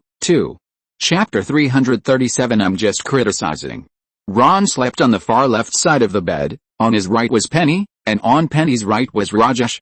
If you had to find something in common among these 3 unrelated people, it would probably be that they were all naked. Well, Ron at least wore a pair of underwear. He just lifted the quilt and took a look, and he couldn't help but relax a lot, but no matter how he recalled, he still couldn't remember what happened yesterday. Could it be that the 3 of them played together? OMG. OMG. OMG, Penny kept muttering like Zyanglan Sao, God, listen to me, what happened yesterday never happened, understand? Ron and Rajesh nodded at the same time, and then frantically collected the clothes that were thrown around the house and put them on randomly.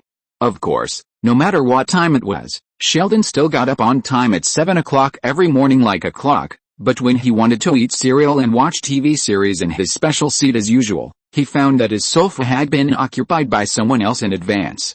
Leonard, what are you doing here? I live here, Leonard rubbed his eyes and answered. My documents don't say that. A day ago, Sheldon had just asked Leonard and Rajesh to sign an agreement to exchange apartments, making Raj his new temporary roommate. Poor Leonard sat up from the sofa. Priya is going back to India. This is two different things. There was a knock on the door. Sheldon went to open the door unhappily, and before he got to the door, he didn't forget to say, Rajesh gets along very well with us. You can't just ruin him like this. What are you doing here? Sheldon opened the door, and Howard was outside. I didn't sleep all night. I had a fight with Bernadette, and she gave me a beautiful watch. Howard opened his sleeves and showed his new watch. Rolex, expensive, with Howard's income level, at least 3 to 5 months' salary to afford it, but this is only Bernadette's 1 month's advance salary. Yes, that's right. Bernadette no longer has to work as a waitress like Penny. Her original purpose of working as a waitress was to pay for her tuition. Now, she has completed her studies, obtained a medical doctorate, and has been favored by a large pharmaceutical company. Howard's imbalance can be imagined. However, this special emotion does not exist in Sheldon's weird brain circuit. Leonard, do you understand what he is saying? Of course, Leonard responded weakly. Go talk to him. Sheldon pointed at Leonard on the sofa, but Howard had just taken 2 steps when 2 embarrassed figures walked out of the bedroom in the apartment.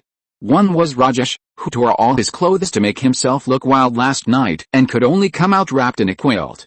The other was Penny, who was disheveled and holding her high heels in her hands, trying not to make any noise. Unfortunately, her plan was miscalculated.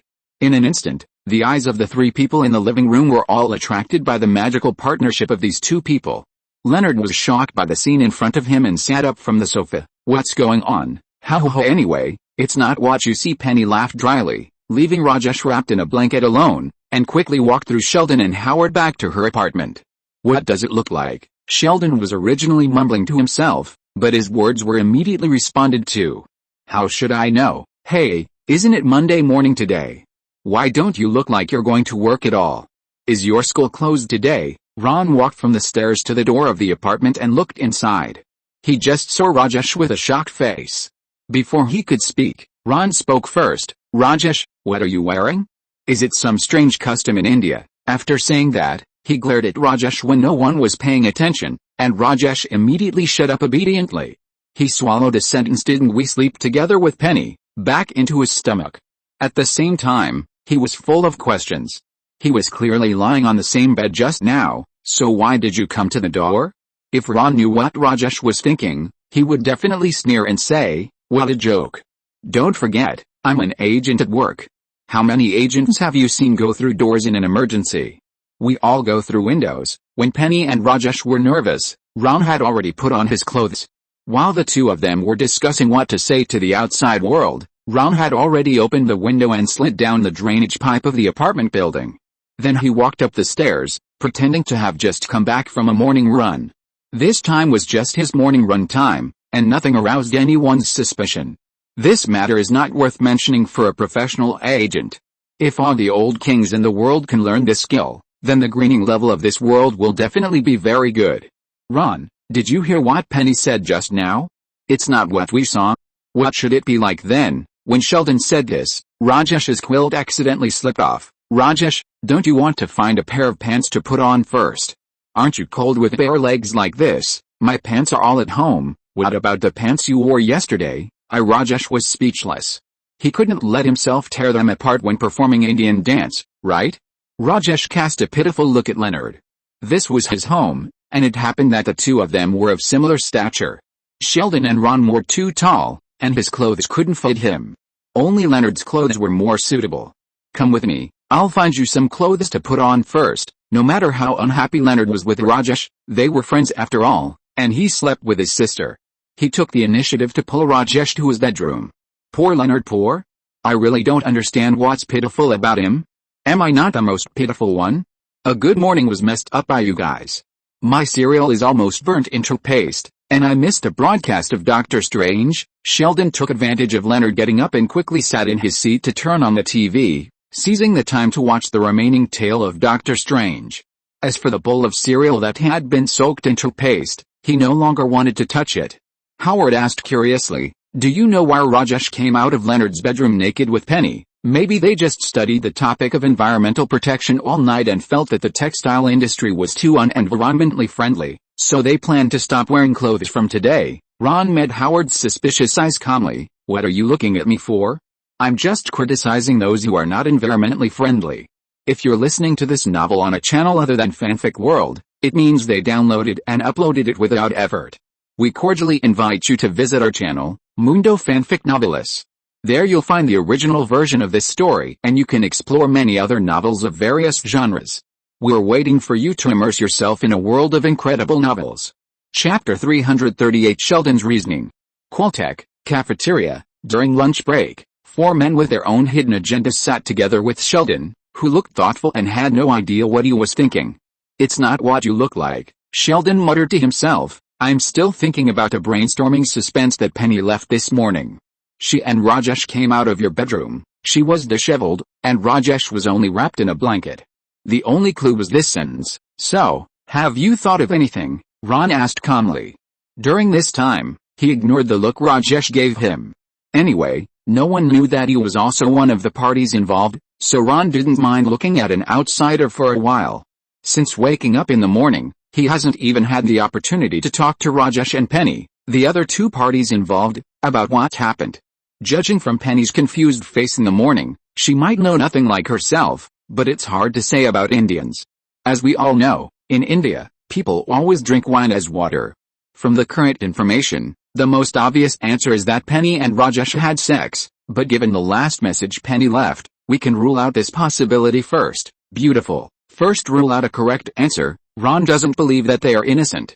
Please expand your reasoning. Ron made a gesture of invitation. First of all, Rajesh comes from a tropical country. The sanitary conditions of the third world make all kinds of parasites commonplace, such as pinworm disease. The way to diagnose pinworm disease is to wait until the host falls asleep, and then the pinworms crawl out of the host's rectum to breathe. Puff. Ron spit a mouthful of water on Rajesh's face opposite him, laughing wildly. Ha ha ha. So you think that Penny was observing the parasites crawling out of Rajesh's anus and helping him catch the worms? Sheldon nodded as a matter of course. Puff. Another person became a human fountain, but this time it was Leonard, and the victim was still Rajesh. Although Rajesh's seat was not opposite Leonard, who could say Leonard didn't do it on purpose? They had sex. Great detective. No, you didn't listen carefully. Penny said she lied, Leonard explained helplessly, while glancing at Rajesh with ill intent. So now for you, seeing your best friend and the woman you once loved having sex in the place where you sleep every day, do you feel particularly embarrassed? As soon as Sheldon asked the question, the atmosphere at the table dropped to the freezing point from the hypocrisy that could be maintained for a while. If you can't speak, don't speak. Ron finally couldn't bear it anymore and covered Sheldon's mouth and stood up. He felt that if he didn't do something, this small group with friendship as the bond would fall apart immediately.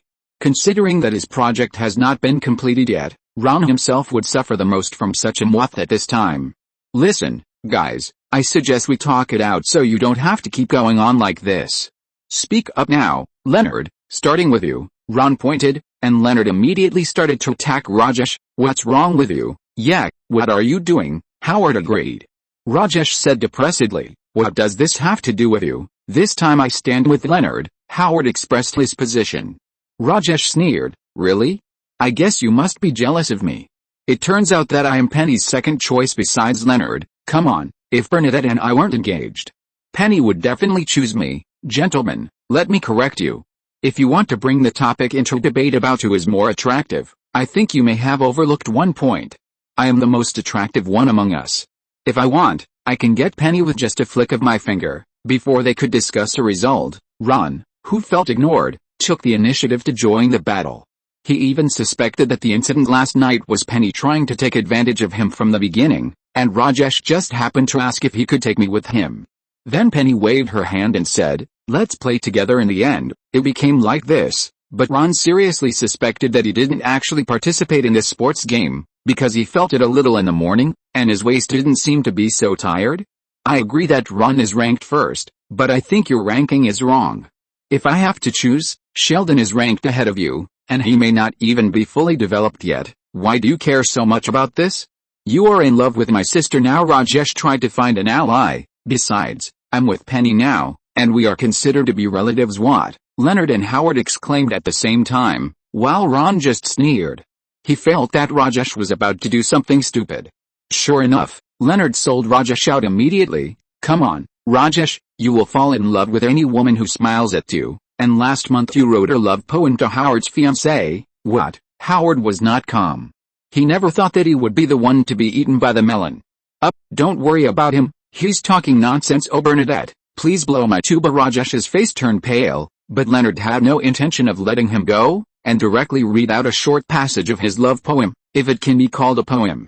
It could be someone else. There are so many people with the same name now, Rajesh explained palely. Besides, you don't have to worry, I'm Penny's boyfriend now. Correction, I'm fully developed, not only powerful, but also beautiful in appearance. Sheldon interrupted at an inappropriate time. Rajesh, Howard emphasized, what's the matter with that love poem? I need an explanation. What happened between you and Bernadette? Hey. I swear, I just wrote her a love poem, nothing else. If you must ask who had something with Bernadette, you should ask Ron. I once saw Ron and Bernadette together at the window on the second floor of the hotel, in a weird posture. Bang! Howard's plate fell to the ground and broke into pieces. He could never have imagined that Ron was involved in this. If he was just angry just now Howard felt that his whole soul had drifted away. Ron, you and Bernadette. Chapter 339 Suspect Tracking. Howard didn't believe it at first, until Rajesh held up his phone and showed the evidence he secretly photographed. Howard was stunned. Ron covered his face. He remembered that when he and Hope were studying difficult gymnastics postures by the window, it seemed that there was indeed a flash below. He didn't care at the time and thought it was just a passerby. It's okay to be photographed. What's the big deal? Isn't the banana picture of Captain America spread all over the internet? How could you have thought that the passerby was actually Rajesh? Ron glared at Rajesh fiercely, and Rajesh shrank his neck in fear. Howard, listen to my explanation. That woman is not Bernadette at all. She is another gymnast I know. You may have seen her on TV. She just happens to look like Bernadette. Look, I have photos. Bernadette definitely can't do this action, right? Ron handed over his phone, which contained photos of him and Hope working out in the gym together. Howard spent a long time to identify them, and finally confirmed that although they look very similar, they were definitely not the same person. He breathed a sigh of relief. I said, Ron, you are definitely not the kind of person who would attack your brother's woman. I was scared to death. Wait, why don't you ask Ron why he wants to find a woman who looks like Bernadette? Rajesh's question hit Howard's soul and petrified him again. Ron was in the mood to kill someone at this moment. If you can't talk, just don't talk. Howard, listen to my explanation. In a remote valley military base not far from Los Angeles, California, when Hobbs proposed to build a new system that can monitor everyone to the anonymous person, he was brought here. The part of this military base on the ground looks no different from other military bases, but the main part is not as simple as it looks on the outside. It is located under the lake in the valley. Hundreds of large computers like cabinets are sunk to the bottom of the lake, and they can work normally through the cooling of the lake water. This number is even larger than the Microsoft hangar that Hobbs visited before. However, before Hobbs could ask about his doubts, the anonymous person seemed to have seen through him and started to talk. Look, these are the real bodies of the Sky Eye system. How is it possible? If this is the Sky Eye, then what was it that we took back from the terrorists before? Did Ramsey say that he made this thing? It would have been better if the anonymous person didn't say anything. Hobbs was even more confused after he started talking. You don't really think that such a small chip can complete the control and calculation of all the satellite computers, mobile phones and all the terminals in the world, right? The anonymous person looked at Hobbs helplessly. To be honest, if possible, she really didn't want such a stupid subordinate. She preferred a smarter subordinate like Ron, but unfortunately, Ron didn't buy his tricks. Of course, Hobbs's stupidity can't be blamed entirely on himself. According to the anonymous person's speculation, this should be due to genetic differences. Even without mentioning Ron, the achievements of other members of the Cooper family alone are enough to blow Hobbs into pieces. A brother George who controls all tire sales in Texas, a physicist Sheldon who is praised by the scientific community as the most likely to win the Nobel Prize. Even Missy, the most inconspicuous girl in the Cooper family, is the actual controller of the Bob and Forrest Gump restaurant chain behind the scenes. But there is no way. Ron has his own ideas, and Hobbs is more obedient in comparison. The Sky Eye system has always been the highest-level secret project of the U.S. government. It is said that the origin of this project was a bored female genius who planned to develop it to monitor her boyfriend's every move, but she only proposed the design drawings, and the two other genius engineers were actually responsible for the manufacturing. The chip that Ramsey accidentally made is just the key needed to log into this system. Due to high-end encryption technology, even if we don't have the key, we can't use this system. But didn't you just say that we made this ourselves? Don't we have the key in our hands? Originally, we did, but it was later destroyed by the manufacturer of the machine. The two engineers became extremely hostile to us for some inexplicable reasons. One of them has died, but the other is still missing. I need you to find him now. The anonymous person handed a file bag to Hobbs. This is his information, Dr. Harold Finch. He has a strong persecution complex, and coupled with his understanding of the machine itself, he knows very well how to avoid the machine's search, so we still haven't been able to find him. Then why do you think I can? Of course it's because of this. Anonymous pulled out a stack of crime scene photos from the file bag in Hobbs's hand. Mr. Finch is a man with a strong sense of justice. He is very interested in another ability discovered when the machine was running, that is, predicting crime. He suggested stopping those crimes based on the predicted information, but we all know that the greatest use of this machine is to deal with those hateful terrorists, which is also the main reason for our disagreement. Although Mr. Finch intercepted all the predicted information through the reserve backdoor, we at least know when it sent out information, and the most recent one was last week, and these cases are all cases within the past week. Anonymous emphasized, Hobbs, I need you to find the one that Dr. Finch intervened in from these crimes, and then follow the clues to find this person. Yes, sir. Hobbs was shocked, but immediately fell into confusion again. But which one should I start with? I think this drug case would be a good choice. Anonymous pulled out one of the photos. At the same time, Ron happened to say the same thing in his office. I think this drug case will be a good choice. Ron threw the photo on the table. We have been spending too much recently. If we don't find a way to collect some taxes, this quarter's bonus will be in trouble. Little Carl raised his hand. Then why don't we go to Silicon Valley? All the companies there are very rich, and they can collect a lot of taxes. My poor little pumpkin. Ron rubbed Carl's head hard. Believe me, the capitalists in Silicon Valley will use all the means you can imagine or can't imagine to reasonably avoid taxes. It will take at least a quarter just to argue with them, and I don't have that time. In comparison, these drug dealers with muscles in their brains are obviously easier to deal with. Chapter 340, Intelligence and the End of Farce. After Ron locked on the drug dealers as his new target, he certainly did not forget to find professionals to get information as soon as possible. Ron's underground world has three main sources of information. No matter which city they are in, the speed racers are the most complicated place for information sources. Sometimes drug lords look for drivers among them to transport drugs for them, but after Toretto became famous, such things became rare, so they could not bring useful information to Ron. Secondly, it is the slums where Carl lives. The poor people in the slums rarely have any proper jobs. Most of them do part-time jobs related to drug trafficking. The Gallagher family is no exception. But since the eldest sister Fiona of the Gallagher family and Ron got together, the entire Gallagher family has been taken care of, and at the same time, they have also opened up a gap with their old neighbors. At least this way of making money exclusively for the poor will no longer be shared with them.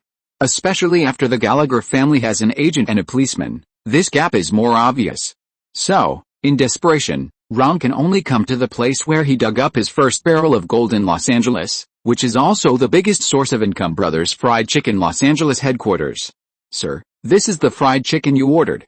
Are you satisfied with our service? At Brothers Fried Chicken, Uncle Fried Chicken brought the fried chicken that Ron had just ordered to his seat. Uncle Fried Chicken had a standard fake smile on his face, and he looked like a harmless middle-aged uncle who was kinda amiable. But only Ron knew that such a harmless-looking man was actually a super drug lord who controlled the entire California and even half of the American methamphetamine market. Of course I am satisfied. Ron raised his head and pointed to the seat next to him with a smile. But I have some suggestions for your restaurant. I want to talk to you about it. Is that okay? I don't know if Ron intended it or not, but the seat he sat in was exactly where he and Uncle Fried Chicken first met and blackmailed Uncle Fried Chicken with a fake bomb. Of course, Ron would not have any good memories of this place. But he still honestly put down his plate and sat opposite. I have arranged for someone to pay the taxes for last quarter. You will probably have to wait for a while for this quarter, but if I remember correctly, there is still a long time before the deadline you set. Of course I know all this. Andy has reported it to me. Congratulations on becoming a glorious taxpayer. Of course, I didn't come to you to talk about this. Ron took out the crime scene photos and threw them on the table. I came to you to talk about this matter. I think there is no reason for you to know nothing about the competitors who appeared on your territory, right? Uncle Fried Chicken saw what kind of drugs were in the photo at a glance, and smiled apologetically. Sorry, I really don't know about them. Maybe you have a misunderstanding of me. The type of drugs I deal in is methamphetamine, a drug synthesized by chemical synthesis, and it is also the cheapest drug. What you showed me was heroin. They need a planting area to extract it from plants and then process it into drugs. They are in two circles with me. In fact, our customer groups are not quite the same. To put it bluntly, they are equivalent to coochie and drugs, and what I do is just Nike Adidas. Do you understand what I mean? Of course I understand, but I remember that you are also a South American immigrant in your file. I think you should be familiar with this thing, or someone in your hometown should still be in contact with you, right? Mr. Flynn of the Cartel Family. The Cartel Family is the name of the drug trafficking organization that Uncle Fried Chicken originally belonged to. Of course, Ron did his homework before coming. Ron continued to look at Uncle Fried Chicken with a playful smile.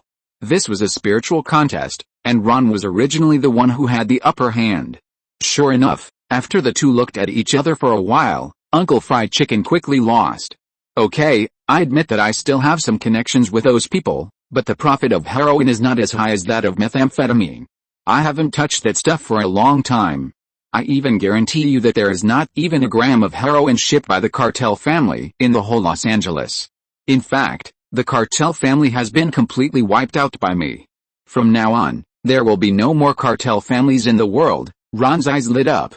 He finally found useful information from Uncle Fried Chicken's words. You killed them? Then where did these things come from? It can't be dropped from the sky, right? Of course not. In an industry as profitable as drugs, without the Cartel Family, other forces will immediately seize the territory that originally belonged to them and continue to do business. If I'm not mistaken, they should come from Bobby. Ron was unfamiliar with the name. Yes, a newly emerged drug lord who has controlled almost all drug production areas in the world through iron-blooded means, and has his own technical team. The new drug she developed almost doubles the addictiveness of heroin. If you plan to cause trouble for her, how about I pay double the tax next month? Uncle Fried Chicken said in a very seductive tone, which was rare. Ron knew that he had no good intentions, and he just wanted to let his people fight with Bobby, but even so what? Ron didn't think a shady drug dealer could be a threat. No problem. It seems that the tax rate I set for you before is still too low. Maybe after this incident is over, we can adjust it again. Ron agreed easily. Of course, in addition to money, I also need you to provide me with some other information. If I want to track down Bobby, where should I start? Los Angeles Police Department, Uncle Fried Chicken blurted out without thinking, giving an answer that surprised Ron the most. As far as I know, Bobby has been jointly trafficking drugs with the Los Angeles Police Department. Bobby is responsible for providing drugs, and the police officers in the Los Angeles Police Department who have received bribes will help her transport drugs directly into the city.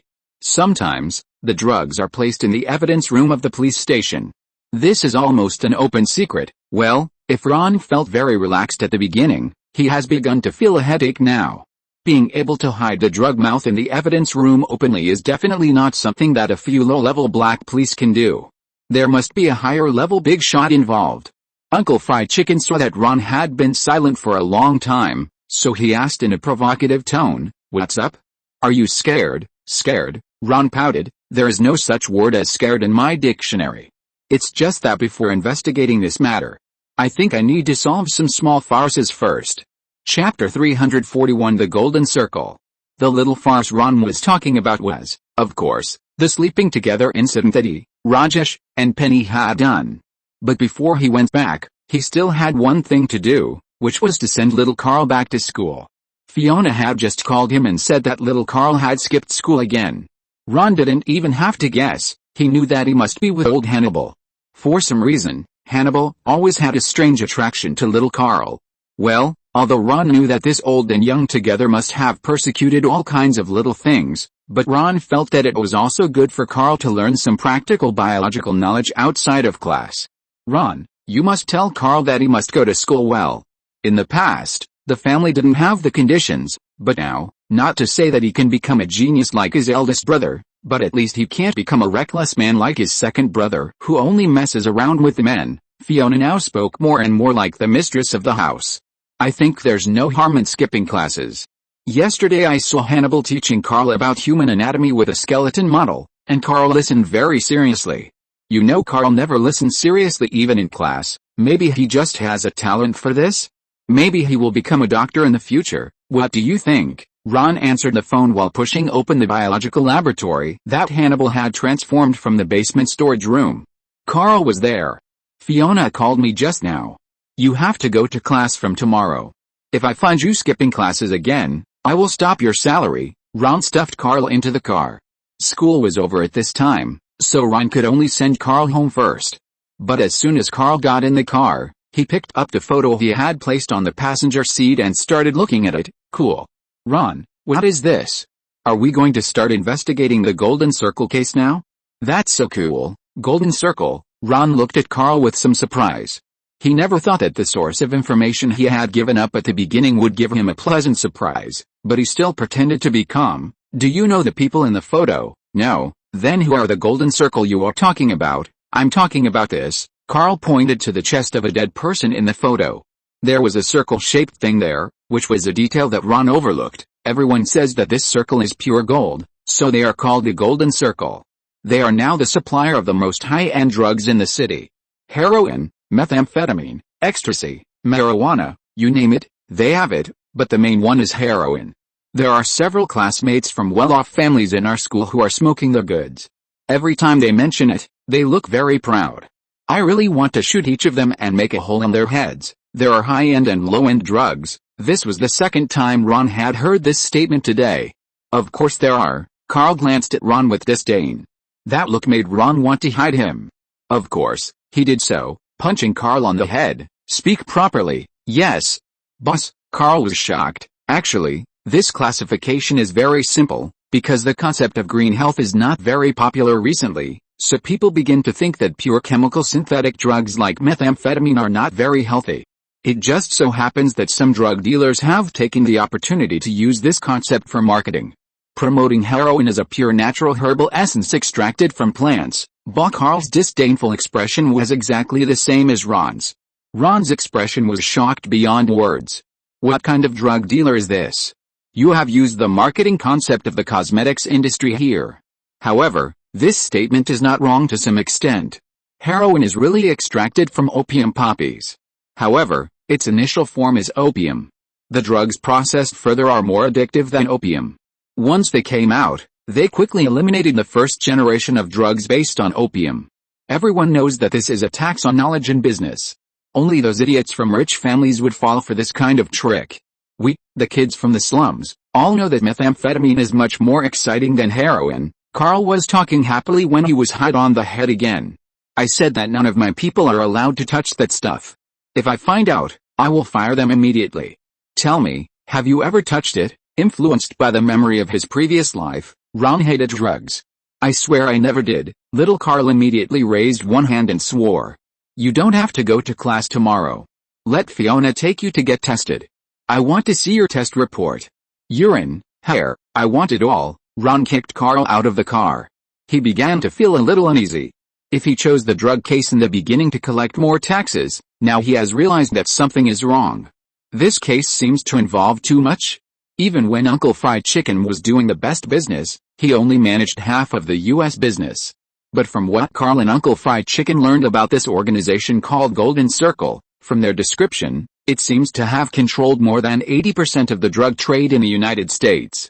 Although it is impossible for all these people to be their people, but being able to integrate these forces with different purposes together, even with Ron's always picky eyes, he has to sincerely praise, TN is really a talent. Although it is a bit alarmist, Ron never thought that an organization that can integrate such a powerful force is enough to just sell goods. In order to make more money, they must have greater interests. In other words, this group of people will definitely make a living. Ron thought about it and immediately called Toretto. Dom, how many friends do you have who never touch drugs? I don't know. Although I always tell them not to touch that stuff, you know, there are too few people in the United States who never touch that stuff. Toretto slid out from under the car and turned the phone to speaker mode with his dirty hands covered in oil. Ron certainly understood this and cursed inwardly. Damn American culture, why are you asking this? I think we will be in big trouble soon, so I need to find some reliable people first. The reliable standard I define is people who never touch that kind of bastard stuff. Do you understand? Ron took a breath and began to plan for the people he could use. Hank came from the DEA, hated drugs, and was absolutely reliable. Although Toretto raced, fought, and liked to use a wrench to repair other people's heads into square shapes, Ron knew that he was a good boy. Chapter 342 Paintball and Shooting Sheldon. Okay, this is the Google Earth image of this battlefield. Sheldon showed his friends and his brother Ron with a tablet. We are here. To the south is the geology department team led by Professor Loomis. According to their tweets, they have no sunscreen, which means they must be hiding in this woods, otherwise they will be in danger of melanoma. This is our advantage. As long as we cross this ridge, we can knock down these stone-worshipping bastards unexpectedly. Okay, let's go. This is the second day after the sleeping together incident. Except for Sheldon, who still looks like nothing happened, all the other friends are worried, but at Sheldon's strong request, they still came to participate in the departmental paintball competition of Coltech. Hey, we obviously have Ron, why don't we listen to what the professionals say? Rajesh questioned Sheldon's leadership, but before Sheldon could respond, Leonard took over and continued yesterday's quarrel. Rajesh, why didn't you tell me that your sister was going back to India? Oh, maybe he was busy writing obscene love poems about my fiancée, Howard replied with a fake smile. Go away, that's obviously a great poem, Rajesh muttered dissatisfiedly, and at the same time did not forget to drag Ron into the water. Why don't you talk about Ron finding a girlfriend who looks like your fiancée, and he even brought his girlfriend here? Don't you think you don't need to explain something? I'm just afraid that Howard doesn't believe that there are people in the world who look so similar. Ron kissed Hope on the face next to him. Howard, do you believe it now? There is really nothing between me and your fiancée. Hope just happens to look a lot like Bernadette. I really didn't expect that there are people in the world who look so similar to me. Howard, you really should bring Bernadette with you next time. Hope responded with a kiss on Ron's face and looked at Howard curiously. That smile was exactly the same as Bernadette's, almost making Howard have an illusion. If he hadn't just called Bernadette in front of Hope to confirm that the real Bernadette was shopping in the mall with Penny and the others, he would have almost thought that this was a prank played by Ron and Bernadette on him. Okay, no problem, maybe we can have a foursome next time, Howard answered absent-mindedly. But he was not the only one absent-minded. Ron was the same, and the most amazing thing was that the two of them had exactly the same thing in their minds, that is, the ultimate dream of all men, twins. Although they were not related by blood, even real twins would hardly have the same similarity as them. Think about it, when you have Dr. Bernadette, who is full of intellectual beauty on your left, and Hope, a gymnast with a delicate body on your right, God, who can say that this is not the dream of every man? Everyone, I'm really not in the mood to play paintball today. Why don't we just be deserters? Leonard was the first to drop his gun. I agree, me too, of course. The other two weak scientists did the same. No, you can't be a deserter.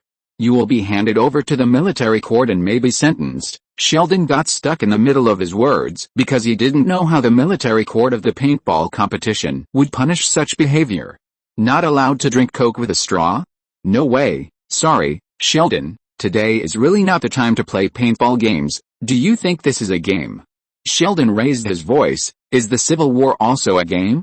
Is the War of the Roses also a game? Hey.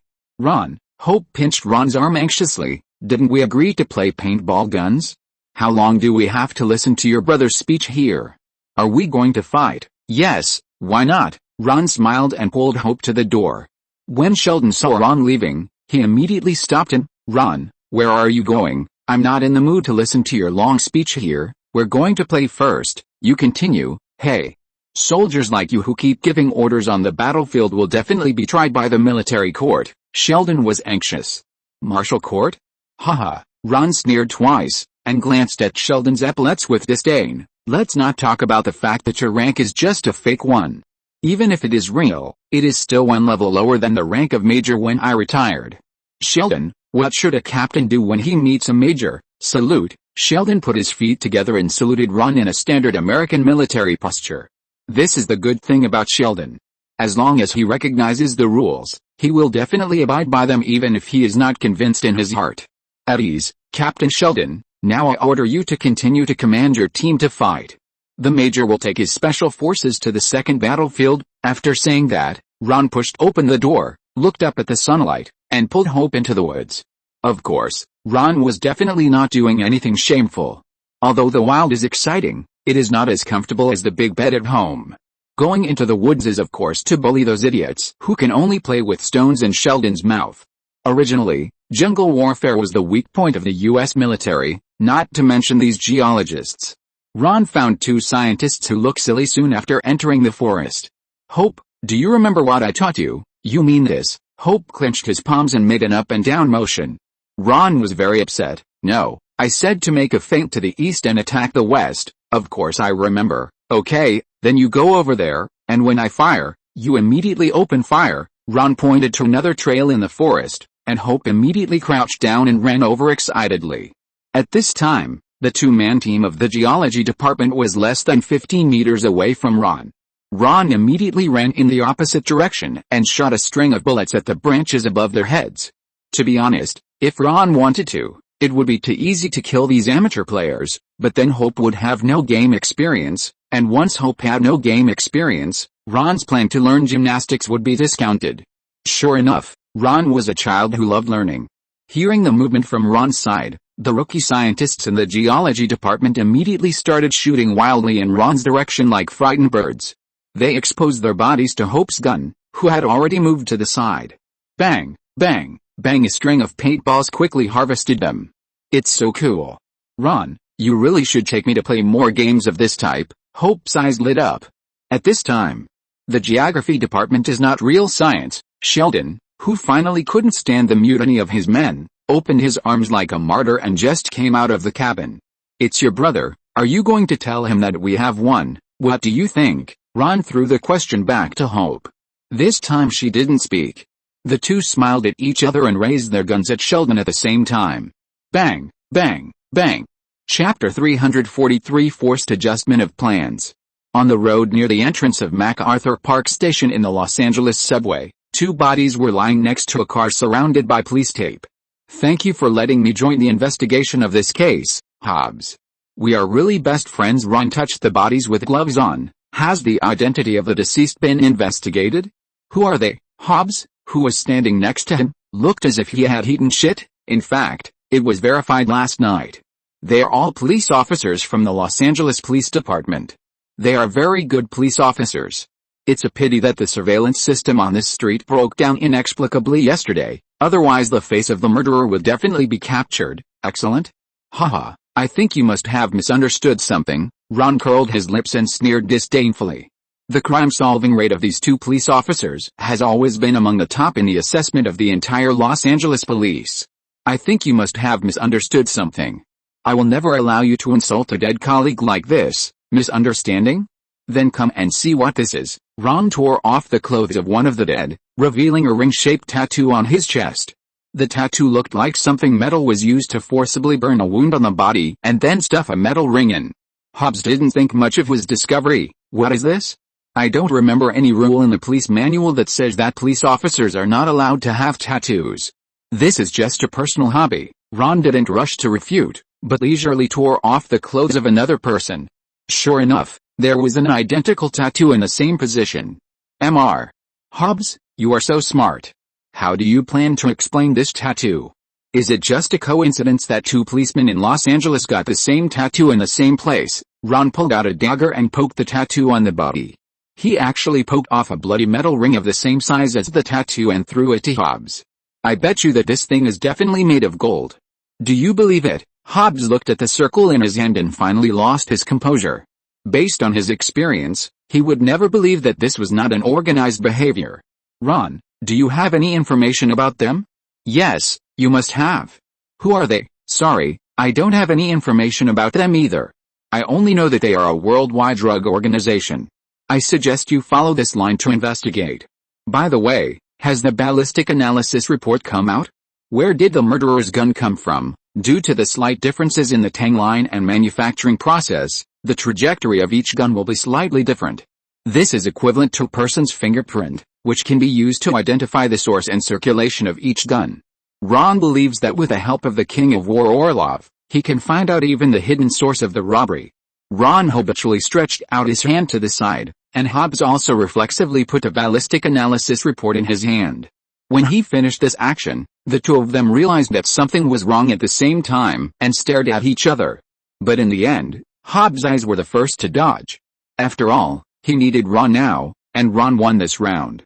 Ballistics analysis has been done. They are just a few underground thugs, a bunch of small arms dealers who mainly provide weapons to gang members. Yesterday, they were robbed by a thug in a suit and shot half to death with their own guns. Now they are all locked up in the LAPD jail. I don't think this will help the case at all. Hobbs handed over another file. This file contained the confessions of the poor thugs and some photos of the scene. Thug in a suit. Ron was no longer sleepy when he mentioned this. Isn't this her own label? Is there anyone who imitates him? Well, although I'm starting to be a little interested in this person, our current mission is not to find the murderer. He has nothing to do with a gang called the Golden Circle that we need to face now. Maybe when I have some free time, I'll have time to find him out and kick his ass, but definitely not now. Ron touched his chin with some regret. Now our first task is to continue to track down the tattoo of the Golden Circle. Believe me, Hobbs, there is definitely a big case here. If you want to move up in your position, then do as I say. Ron returned all the files to Hobbs. Let's go and talk to the superior of these two guys. I guess he will be able to give us some interesting answers. In the suburbs of Los Angeles, a remote cubicle in an abandoned old library has been occupied by an uninvited guest with various computers. The suit thug who just aroused Ron's interest was sitting at the table, reporting yesterday's itinerary to another lame man wearing glasses. I think we should be dealing with a group of corrupt policemen. Fortunately, I have hidden the locator on the witness in advance. Yesterday, they actually wanted to silence the witness. Two policemen took everyone to the car in a identified manner, intending to take him to the suburbs and shoot him. Fortunately, I showed up in time. Now the witness is safe. What should we do? Nothing. What did you say? The thug in the suit never expected that the lame man with the eyes would give her an unexpected answer. He rushed to the blackboard full of evidence chains. Look. All the pieces are in place. Stiles is the boss of the drug enforcement team. He and his men have been helping drug dealers transport drugs. As a result, they happen to be witnessed by that unlucky kid, who had no evidence of their transaction, so they planned to kill people to silence them. They also arranged for a lawyer to frame the brother of the eyewitness and make him bear the crime of killing other eyewitnesses. They have killed 5 people, no, 6. The brother of the eyewitness was stabbed to death in prison yesterday. No camera captured who did it. The lame man turned around. If the anonymous person was here, he would definitely recognize him as Dr. Finch, the genius engineer who helped him make the Sky Eye machine. Then tell me, why do we have to stop now? The thug in the suit slammed the blackboard heavily, but Dr. Finch was not scared by his momentum. Because of him, Dr. Finke took out a photo and pasted it on the chain of evidence on the blackboard, and drew an arrow pointing to the photo. Ron Lee Cooper, the best agent of the IRS. The complexity of this case has exceeded our expectations. This person will handle all the things that come next. This person has already set his sights on you, so all our current activities will be terminated until this person diverts his attention away from you, and then we will start again. Chapter 344 IRS Model Worker. For Ron, it was too easy to track a Los Angeles police detective. Compared with the Deckard Shaw brothers, his anti-tracking skills were as good as shit. He just had to wait quietly at the door, and when he went out, he could follow him from a distance. Ron could even predict the general direction of his travel direction in advance and wait there with Hobbs. Ron was a very patient hunter, but Hobbs was a little impatient. I don't understand. What are we waiting for here? I can go down right now and beat the hell out of that policeman, and then put him in jail for life. Patience, Hobbs, patience. I told you a long time ago, patience is what we need most in our line of work. Ron calmly sipped his Coke, and took a big bite of the fragrant fried chicken. The tempting aroma of the chicken legs exploded on Ron's taste buds that had just been developed by Coke. Ron squinted his eyes comfortably. He would never run to such a remote place for no reason, and he is obviously waiting for someone. We should at least know who he's waiting for, and then catch him red-handed, right? SHH, here comes someone. Ron pointed down, and downstairs of the abandoned factory where they were hiding, a woman in a business suit walked into the dead end. She looks like a lost lamb. Are you sure she is related to the drug case? Hobbs was full of doubt, and even almost drew his gun when Stiles came out with his men, but fortunately Ron held him down. How long are you going to make me wait? Stiles? We don't have time. As soon as she came up, the woman began to complain. What are you worried about? We have almost killed all the witnesses. Although there is a little guy who was rescued by a bastard in a suit, we will find him soon. What I am worried about is that little guy. You idiot, he was discovered, the woman said in a superior tone. He saw the whole process of your transaction, maybe more than that. I told you a few weeks ago that you have to deal with him. I even found a gunman for you. Don't delay this matter any longer. How much time do we have? At most 24 to 48 hours. I guess he will go to the prosecutor. I can deal with the office files, but you have to deal with the witnesses tonight. Hobbs's expression was as if he had eaten shit, and Ron's face was full of sarcasm. How is it? Are you satisfied with your little lamb? I should put her in jail with that shame of a policeman. Hobbs's voice was a little loud, and finally alarmed the two parties who were talking below. Who's up there? Stiles and his men pointed their guns at the roof. Even Hobbs's lamb looked up in panic. This was clearly the meeting place they had carefully selected. No one had come since the factory was abandoned. Could it be that they had been discovered? However, the only answer they got was the sound of gunfire. Bang, bang, bang. Ron and Hobbs fired at the same time from two directions while swinging down the rope. With their superb marksmanship, the bullets accurately knocked out everyone's pistol. Except for the two unlucky guys who were shot on the wrist, who were responsible for Hobbs. I won this round. I told you a long time ago that you should practice your shooting more instead of hanging out with the mothers of your daughter's classmates all day. Women will make your gun slow. Hobbs. Ron blew a puff of non-existent gunpowder from the muzzle, spun the revolver in the air in a cool way, and put it back into the holster. At this time, if he lit a cigarette, it would be a classic Western cowboy image. Unfortunately, Ron took out a lollipop, tore open the package and stuffed it into his mouth, which was quite absurd. Who are you? Detective Stiles' voice trembled a little. He swore that in all his years of work, he had never seen such a weird shooting skill. In the process of fast movement, every shot only knocked out the weapon but did not hurt the life. Even within a distance of 20 meters, it seemed like a fairy tale. It was normal for Hobbs to accidentally hit his hand, but Ron's accuracy was unbelievable. The weirdest thing was that he was using a revolver that had been eliminated in the last century. The captain of the IRS Special Operations Team, Ron Lee Cooper, and his unnamed subordinates are willing to serve you, provided that you have paid your taxes. Ron put on a fake smile that was a tax officer's trademark. As a model worker of the IRS, I think I have to ask again, gentlemen, and this lady, have you paid your taxes? Hobbs' mouth twitched, but he finally held back. Seeing that there was a big case that could lead to promotion, he decided to be a younger brother for a while. Hearing Ron's introduction, the nervous Stiles was relieved. I have paid my taxes. I have filed my taxes on time before April 15th every year. I have the receipt to prove it. You can't do this to us, really. Ron not only did not stop, but instead accelerated a few steps. When he was about to get in front of Stiles, he suddenly kicked him in the knee, kicking him to his knees. The younger brothers behind him were about to move, but Hobbs pushed his gun upwards and immediately became obedient again. Ron lowered his head and continued with a tone that was still amiable, but now looked a little perverted. But are you sure you didn't conceal part of your income? For example, the part of your drug trafficking? Let me guess how much more money this part-time job can make you every month. 100,000? Or 200,000? I don't know what you're talking about. Styles chose to play dumb. Really? Ron continued to ask in a tone that made him feel creepy. It seems that I need to help you recall. Bang! Ron suddenly stood up and raised his knee, and his right hand quickly pressed on the back of Styles' head. Styles' face immediately came into close contact with Ron's knee, but this was not over yet. Ron's right leg that had just hit Styles not only did not retract, but continued to kick upwards, until his toes suddenly stepped down heavily, and right under his foot was Styles' head. Bang! After being hit by a knee, Styles' head came into close contact with the ground again. The two heavy blows covered his entire face with horrible blood. The brothers behind him were so scared that they were pale. As policemen, they have seen many ruthless people, but it is the first time they have seen someone like Ron who is smiling and ruthless at the same time. This is no longer a ruthless person, but a pervert. Dear Agent Styles, do you remember anything now? Ron lifted Styles up from the ground by his hair and asked face to face again.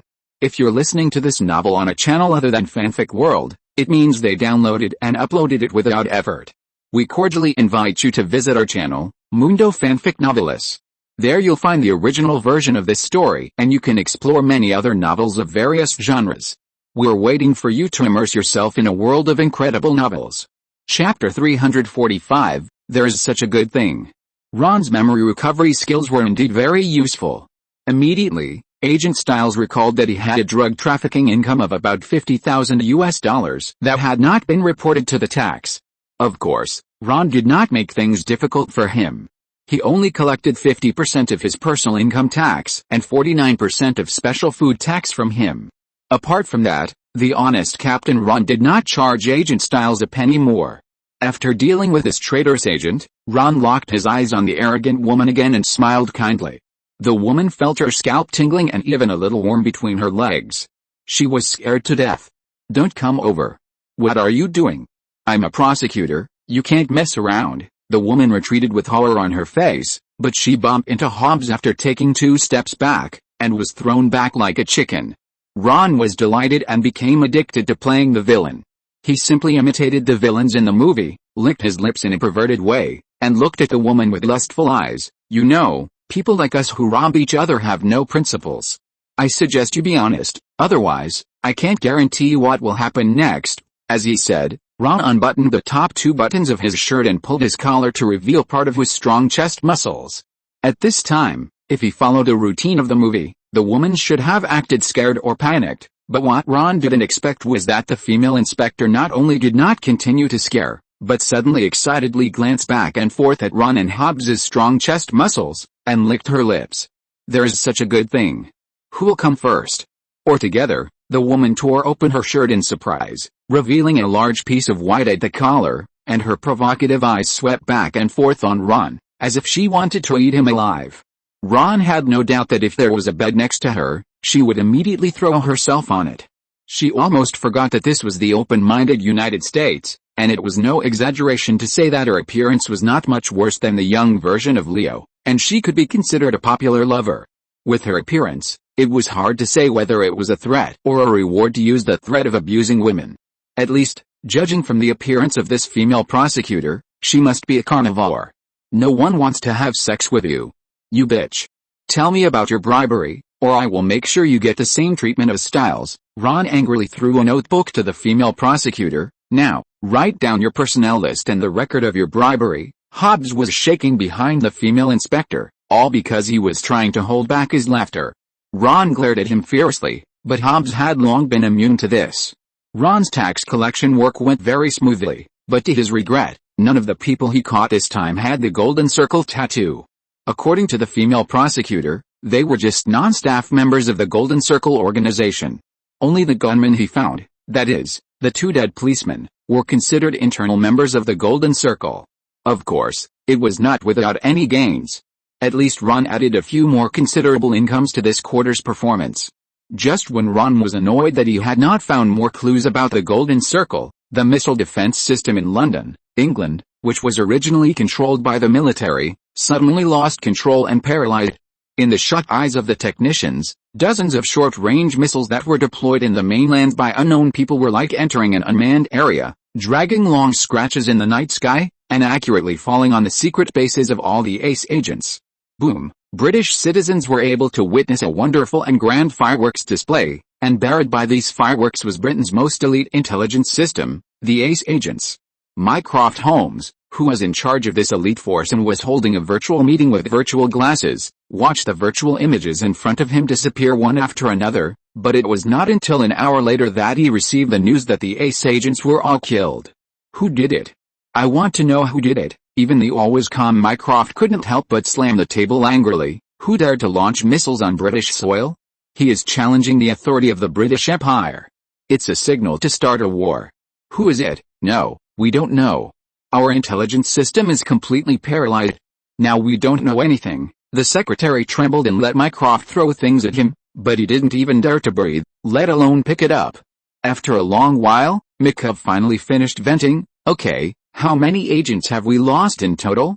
Are there any left? Currently, all the ACE agents in the UK are wiped out, except for Agent Eggsy and Merlin who took leave. The secretary glanced at Mycroft, and after making sure that he had no intention of continuing to throw things, he continued, some ACE agents in the United States have not been affected because their information is not stored together. Do you think we should activate the Doomsday Response Plan? Haha, Doomsday Response Plan. Mycroft couldn't help but sneered. This was clearly Prime Minister Churchill's backup plan to deal with the resurgence of, but now it has been forced out by a group of unknown guys. It's ridiculous. Then we won't activate the Doomsday Response Plan, the secretary asked tentatively. Not enabled? If not, go and find these guys for me. Mycroft glared at his men and said, tell Eggsy and Merlin to open the Doomsday safe. Yes, I'll go right away. Wait, the secretary was about to leave when Mycroft called him again. Before they go, I should find them another helper. Mycroft picked up the phone, struggled in his heart, and finally dialed Ron's number. At this time, Ron was drinking with Hobbs to celebrate the small fortune he made today. Hello, McCovey, what's the matter? I have bad news to tell you, Ron, McCovey said in a heavy tone. Our ACE agents were attacked by missiles by unidentified people a few hours ago and were all killed. Is there such a good news? Ron couldn't help laughing. Wait, didn't you say you were going to tell me some bad news? What else? Hugh McCovey took 2 deep breaths before he could barely calm down. Chatting with Ron was really a test of his patience. He felt that every time he talked to Ron on the phone, he would live 10 years less. I'm talking about bad news. Listen, this group of people can target us, and they will also target you. I think we need some cooperation. Sorry for yesterday, something happened here again, and we were busy until midnight. Recommend a Friends Book City, a song at the start shocked the audience. Dear Godfather of Blue Star Entertainment, how are you doing recently? I'm in good shape. But can you please not ask me to be the spokesperson? Snacks, drinks, clothes, shoes, even Durex came to him. Alice, being too angry is not good sometimes. Lemieux sighed. Chapter 346, Renovation and Winery. The next day, Ron and his team of scientists went to Howard's laboratory for breakfast as usual. It's really interesting. I didn't expect that the thermoforming hydraulic press can be used to make breakfast, Ron couldn't help but admire. These scientists are really good at playing. They actually use the thermoforming machine to press sandwiches for breakfast. The efficiency is terrifying. A sandwich can be made in just 3 minutes. If you're short of money one day, how about using this thing to make sandwiches and sell them? Then you will definitely go bankrupt. Howard turned on the machine, took out another freshly made tuna sandwich from it and sat next to Ron. Can you imagine? This thing cost the school $170,000. Do you want one? Howard kindly handed a sandwich to Eggsy, who was standing next to him in embarrassment, but Ron snatched the sandwich away while it was still in the air. I'm sorry, dear gentleman, although I promised Mickey to help you together, this help does not include breakfast. I'm very sorry. Although he said sorry, Ron didn't mean to apologize at all. Yes, he did it on purpose. Yesterday, Mycroft called him and told him that in addition to the part of the Kingsman that was destroyed in the UK, there were still some remnants in the United States, which had been existing in the name of a winery. Even though Ron had never considered himself an American, he felt disgusted by this behavior. Anyone would feel this way if someone did something to him under their nose. Naturally, Ron also took this disgust out on Eggsy and Merlin, who came to seek help. In particular, they actually found him at Qualtech, which further proved that his single-soldier exoskeleton mecha plan had been carried out under the surveillance of the other party, which made Ron feel like he was being stripped naked. Sure enough, even in the 21st century, The habit of British gentlemen to steal wherever they went had not changed at all. Now he finally understood why the Kingsmen had so many black technology equipment, and it turned out that they were all stolen from others. He was not sure how much they knew about his metro technology, but even if they knew it, it didn't matter. Anyway, the technical difficulty of this thing itself was not much, it was nothing more than an idea. Even if they didn't steal, all countries have already started their own plans for individual exoskeleton equipment, but they are more concerned about the cost and the cost-effectiveness of mass production, while Ron only pursues one thing, that is, performance. Even if they stole it, so what? Who has ever seen a mass-produced Zaku that can beat a special version of Gundam? It's okay, I'm not that hungry anyway, Eggsy said calmly, but as soon as he finished speaking, his stomach made a gurgling sound like a drum, which exposed his lie. In fact, he and Merlin have hardly eaten anything since they were attacked yesterday. I'll sell you this breakfast for 10 yuan. I mean euros, not dollars. Ron pushed the sandwich he had just stolen in front of Eggsy, who thanked him and started eating it immediately. Even though he was very hungry, he still moved gracefully. Ron curled his lips in disdain. He was already a dog who had lost his home, so why was he pretending? Listen, if I wasn't investigating the Golden Circle case, I wouldn't want to get involved in this mess. I agreed to Mikov's request for help with conditions. First of all, you have to tell me. By whom did you get defeated? By a guy wearing a mechanical arm. He was one of our ace agents, but later betrayed us. According to our intelligence, he has joined a mysterious organization called the Golden Circle. Eggsy even found the golden tattoo on his body when fighting him. Merlin played the video copied from Eggsy's glasses to Ron. A yellow ring-shaped tattoo on the man's chest was clearly visible in the video. Although Eggsy failed to subdue him in the end, his mechanical arm was kept by us. Merlin took a mechanical arm out of his bag and placed it on the table. It was this thing. For some reason, it was left on our agent's car, but none of us thought that this mechanical arm could be remotely controlled. The traitor used it to hack into our system, and then found the addresses of all the agents to launch missiles to destroy us all, while the high-tech mechanical arm attracted the enthusiastic eyes of the three scientists as soon as it appeared. Even Ron couldn't help but pick up the mechanical arm to examine it carefully. However, the more he looked at it, the more familiar it looked. Ron suddenly had an idea and began to mock. Are you going to tell me that your traitor is called the Winter Soldier? If I hadn't seen Captain America, I would have almost believed it. What are you going to say next? A sweet potato spirit named Thanos is about to come to Earth. Only your boss Mycroft's brother can save the world by putting on a magic robe. Is there anything more ridiculous than this? Please, gentlemen, don't fool me with a plot of third-rate comics. I need the truth. Ron felt that he was fooled. Isn't this the plot of Captain America? The problem is that he has verified it countless times. This is a relatively normal world. There is no superpower like SHIELD or Doctor Strange. Now Merlin put the Winter Soldier's mechanical arm in front of him and told him that this thing can make human power infinite and can remotely control and invade computers. It's just a joke. No, Ron, what they said may be true. Howard disassembled a section of the mechanical arm and said in surprise, look, there is a sensor here that can continuously receive external signals. Ron, this is really a remote-controlled mechanical arm. Give me 5 minutes and I can control it immediately. The complex circuit board was exposed inside the opened mechanical shell. Although Ron could not understand what these circuits were used for, it did not prevent him from believing Howard's judgment. Okay, then I will change the conditions we agreed on before. Now this thing is also mine. Now let's continue the previous topic. Have you brought everything I want? Merlin opened another suitcase and threw it on the ground. Umbrellas, leather shoes, lighters and other special equipment for ace agents were all there. This was part of Ron's condition for providing assistance. Ron picked up an umbrella and pulled the mechanism hidden in the bottom. With a bang, a rubber bullet shot out from the top of the umbrella and hit the wall. Ron nodded with satisfaction. Good, I'll give you the rest after this incident is over. Gentlemen, where are we going now? Kentucky, United Distillery. Ron smiled. Kentucky. I think you will like the fried chicken there. Chapter 347. Hello, I am Jin.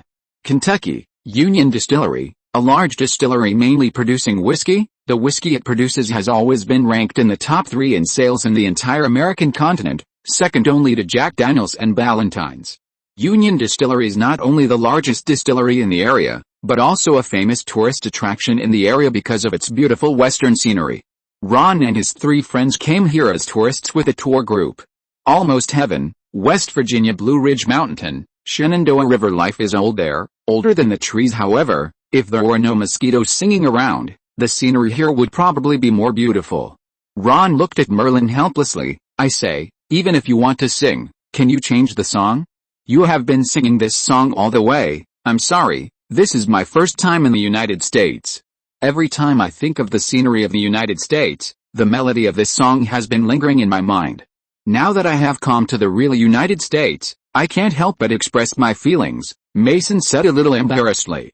Come on, Ron rolled his eyes. You are clearly singing about Virginia, but we are in Kentucky now. Merlin touched his smooth head awkwardly. Yes, Kentucky. What song should we sing in Kentucky? To be honest, when Ron was asked, he couldn't remember what song he should sing in Kentucky, but judging from Merlin's hairstyle, the most suitable song for him should be Slippery Egg and K.O.N. But Ron believed that he would definitely not be able to sing it, so he could only change the topic to food. In Kentucky, we never sing, we only have original chicken nuggets and Colonel chicken nuggets.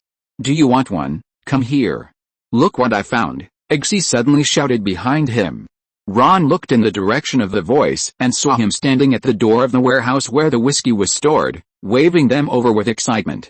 If your answer is that you found the place where they hide the high-aged whiskey, I will definitely hit you in the head, kid. Ron habitually has some discrimination against such a pair of partners. He prefers Merlin, who looks more stable and is a technician. It may be related to the fact that he and Toretto have the same hairstyle. He is not very good to Eggsy. No, there is a biological security scanner here. Eggsy excitedly put his watch next to the scanner, and Merlin operated the tablet to start cracking the program in the security device. A few barrels of whiskey also need to be watched with this thing? It's an insult to my IQ. Then you must not know how much Americans like alcohol. In my hometown of Texas, some people even buy insurance for their own wine cellars. The person Ron is talking about is none other than his father, George. Since he became a college football coach and had money, George has looked down on those cheap Lone Star beers and started to replace his drinks with whiskey. The Lone Star beer that he originally loved the most has now become like water to her. Of course, for the sake of health, Mary will also give him a daily limit. Click, the door lock opened under Merlin's operation, revealing a wine cellar storing high-aged whiskey. The 3 people just entered and the door automatically closed at the back. This looks like an ordinary wine cellar. Did you find anything? There's quite a lot of wine, but it's not Scotch whiskey, Eggsy answered casually, while reaching out and walking slowly forward. The watch she used was a special agent prop, connected to the tablet on Merlin's hand, and had the function of radar. Ron was envious. Ron silently decided in his heart that after this cooperative mission was completed, he would ask Howard and the others to help him develop a set. Wait, Merlin suddenly stopped Eggsy's steps. The radar shows that there is a giant building right below us.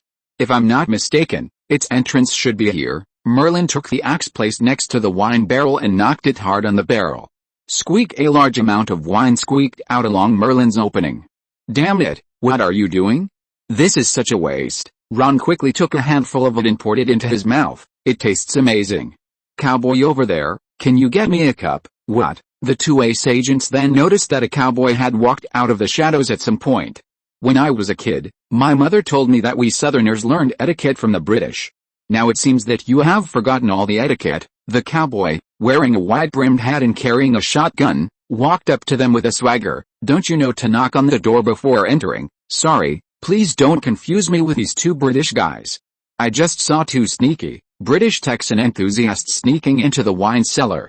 We are family, buddy. Ron politely stretched out his hand to the cowboy. Hello, my name is Jin. What's your code name? Who knew that the cowboy not only did not relax his vigilance after hearing this, but slapped Ron's good hand, pulled the bolt with a click, and pointed the gun at him vigilantly. Impossible.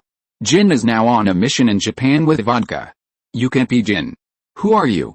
How do you know us? Now it was Ron's turn to be confused. She just made a joke, but she didn't expect that there was really a person named Jin in Kingsman. No way? No way? The ace agent is the famous Man in Black? This is too funny, right? Ron didn't know where to start complaining for a moment. Oh, what did he just say? Gin and vodka on a mission in Japan? They can't be fighting with the Death God elementary school students, right? They are finished. This organization is full of undercovers. Relax, little cowboy, my information is all given to me by these two British people. Although the cowboy's shotgun is not a big threat to Ron still decisively betrayed his teammates. These two British gentlemen took off their clothes, and I went with them to find an organization called the Distillery. He said they are relatives of you. Where did you go? The Royal Gentleman's Tailor Shop in London. Maybe you have heard of it, Merlin replied quickly. How, Royal Gentleman's Tailor Shop? I guess you got this outfit from there, right? It looks good. The cowboy's eyes became sharp. See if I'm right? You want to tell me this is no big deal? Isn't it just a tailor who hacked into our security system? Right? And he used a small watch? Chapter 348 Winery. Sure enough, the cowboy immediately changed the subject. Save that to fool 3-year-olds. Now get down on your knees and tell me who you're working for. Merlin let go of his hand that was blocking the barrel and was about to explain, but as the wine flowed out, the cowboy looked even angrier, and spit out the chewing gum in his mouth like an arrow, which just happened to stick to the hole in the barrel. This is a vintage from 1963. If it was a business matter just now it's a personal grudge. Ron didn't move yet. Eggsy and Merlin looked at each other, and immediately attacked the cowboy with their fists raised on the left and right. However, it turned out that the British guy's fighting skills were still a little lacking. Merlin's fist just reached the cowboy's face, and he moved sideways to avoid it, and hit Merlin on the back with the butt of the rifle, while Eggsy's fist just arrived at the cowboy's back. The reason why he moved slowly Merlin was because the kid took out the gun indecently, but it was still useless. He just finished beating Merlin's shotgun and just grabbed his hand holding the gun. Then the cowboy used the gun as a stick and left Eggsy's hand. The pistol fell to the ground. The cowboy shook her hard and threw Eggsy on the barrel. One arm was pressed tightly against Eggsy's back, and the other hand pressed Eggsy's watch back a few times, and then pulled his hand back. So, with a sound, Eggsy was coroned to the ground, and Ron showed a playful smile on his lips. The cowboy could use the special equipment of the ace agent. It seemed that he was definitely a family. However, he was lurking in the United States for so long by such a group of British agents, but he was not discovered by any intelligence agency. It seems that the U.S. intelligence agency is really a group of idiots. Of course, Ron is not included here. Compared to ordinary agents who spend all day asking for information, Ron is more like a mission terminator. Moreover, his main energy is used to collect taxes, so the mistakes in intelligence cannot be blamed on him. Ron raised his hands and clapped. Beautiful fighting skills. There are some shadows of Chinese martial arts in it. Where did you learn it? This is none of your business. Sissy, the cowboy kicked Eggsy aside with his foot, and looked at Ron with an aggressive look. Now that your two minions are taken care of, what are you going to do? Texan, kneel down and surrender as I say. I choose the third answer, that is, you kneel down and listen to me. Before Ron finished speaking, he had already rushed towards the cowboy. It was clear at a glance that he was not an ordinary person with his neat movements. The cowboy immediately turned the gun that he had not used twice before and aimed it at Ron. But as soon as he turned the gun, Ron seemed to have a motor installed on his feet. He appeared in front of him in an instant and pulled the gun barrel up. Bang! The bullet turned and shot towards the ceiling. The two looked at each other and almost simultaneously pulled the guns towards themselves. The only difference was that the cowboy used brute force to pull back, while Ron used brute force to pull for a while, and then the strength in his hand suddenly changed, and he stabbed the cowboy's chest hard along with his strength. Ah! The cowboy screamed in pain. The combined strength of the two people almost broke his ribs. Just as he screamed, Ron had already taken another step forward and pushed his knee upwards while he was about to scream. The cowboy fell to the ground with a hiss and was actually fainted by the pain. Tisk, there is no one who can fight. Ron patted the non-existent dust on his body and shouted to the empty wine cellar, have you seen enough? If you haven't seen enough, do you want to send another fool out to make me happy? No, this time I want to beat 10. Unfortunately, there was no response in the empty wine cellar. Ron curled his lips. He didn't believe there was no camera here. Merlin's radar image clearly showed that there was a huge building under this room, so the entrance must be somewhere in this wine cellar. It didn't make sense that such an important place didn't have a camera. In fact, he seriously suspected that the cowboy who had just fainted came here because he saw the surveillance. But it was okay if he didn't say anything. Ron had plenty of ways. Do you know how to verify a good bottle of wine? Ron dragged the cowboy to the hole where the wine was pouring out, letting the precious wine spill on him and talking to himself loudly. He believed that the people hiding behind the surveillance must have heard it. In the age of exploration, the pirates would pour a little on the gunpowder to test the strength of a bottle of wine. If the gunpowder could still be ignited, it meant that it was a good bottle of wine. As he said that, Ron took out a bullet and twisted it hard, and the bullet head was twisted off. Ron smiled evilly and sprinkled the gunpowder in the bullet on the cowboy's face soaked in wine. I bet, when I burn this guy's face, he'll scream spectacularly with a crisping sound. Ron swung his lighter and a cluster of flames appeared on his fire. Stop, a pleasant female voice came out, and a black woman in a housekeeper's uniform and black framed glasses came out from behind the big barrel. Okay, you win. What do you want me to do to let him go? No, I think you got one thing wrong, Mom. Ron extinguished the flame with satisfaction when he saw someone finally come out. From the beginning I had no intention of hurting anyone. It was your companion who identified us as intruders and shouted to kill us. In fact, my other two companions are in the same group as you. All of them are ace agents, but they are from the British headquarters. Really? The black female housekeeper bit her lip. Okay, I admit that we are ace agents from the UK, but do you have any evidence to prove that you are too? No, you are wrong again. Ron shook his finger. I just said that the two people unconscious on the ground are your people, and I am just a kind-hearted Texas man who helped them go home. Well, kind-hearted Texas man, what evidence do you have? The housekeeper clenched her fists. If possible, she really wanted to punch Ron in the face, but reason told her that it was impossible. Even out of a woman's keen sixth sense, she felt that she would not have any chance of winning even if she had a gun. The companion lying on the ground was proof that the guy was much more powerful than herself, so she simply came out empty-handed. Ron used his hands to scoop a little more wine into his mouth, and his eyes narrowed into a line of enjoyment. My followers will tell you the evidence, but before they tell you, didn't your mother teach you that you should invite guests into the house first? If possible, help me get a glass. It's a bit of a waste to drink such good wine with your hands. Come with me. The housekeeper thought more about it and finally agreed. Chapter 349 Tax Collection. With Ron's absolute military deterrence, the head of the American branch of the Kingsman agent suddenly became a middle-aged uncle who was easy to talk to.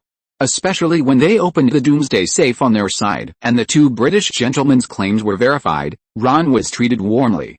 Hello, I'm Champagne, but everyone who knows me calls me Champion. The middle-aged uncle kindly extended his hand to Ron. Ron grinned and shook the middle-aged uncle's palm. Hello, my name is Ron, but everyone who knows me calls me Vampire. By the way, does your winery pay taxes properly? What? The middle-aged uncle looked confused. I say, has your winery paid enough taxes? Ron repeated his words loudly. Really, if your ears are not working well, you should find a doctor for treatment, or replace them with someone with good hearing. I don't know whose genius idea it is to use disabled people to do reception work. The head of the ace agent with poor hearing was automatically classified as a disabled person by Ron. He almost collapsed because he couldn't breathe. Fortunately, he was strong from riding horses frequently and could withstand the mental damage from Ron. Just like your clothing business in the UK, if we don't do something about taxes, where do you think we will get the money to build such a nice base? The middle-aged man winked at Ron humorously. We have been operating independently for a long time, and this is the first time we have received rescue from the headquarters. Why don't you talk about the purpose of your trip and why are you here? Little did he know that his remarks just hit the mark of Ron, and Ron laughed happily. Really? You haven't paid taxes properly. This has nothing to do with our topic today. The middle-aged man frowned. He felt something was wrong, but he couldn't figure out what was wrong. I'm sorry for making you suffer just now. As your American cousin, all the resources of the United Brewery are at your disposal.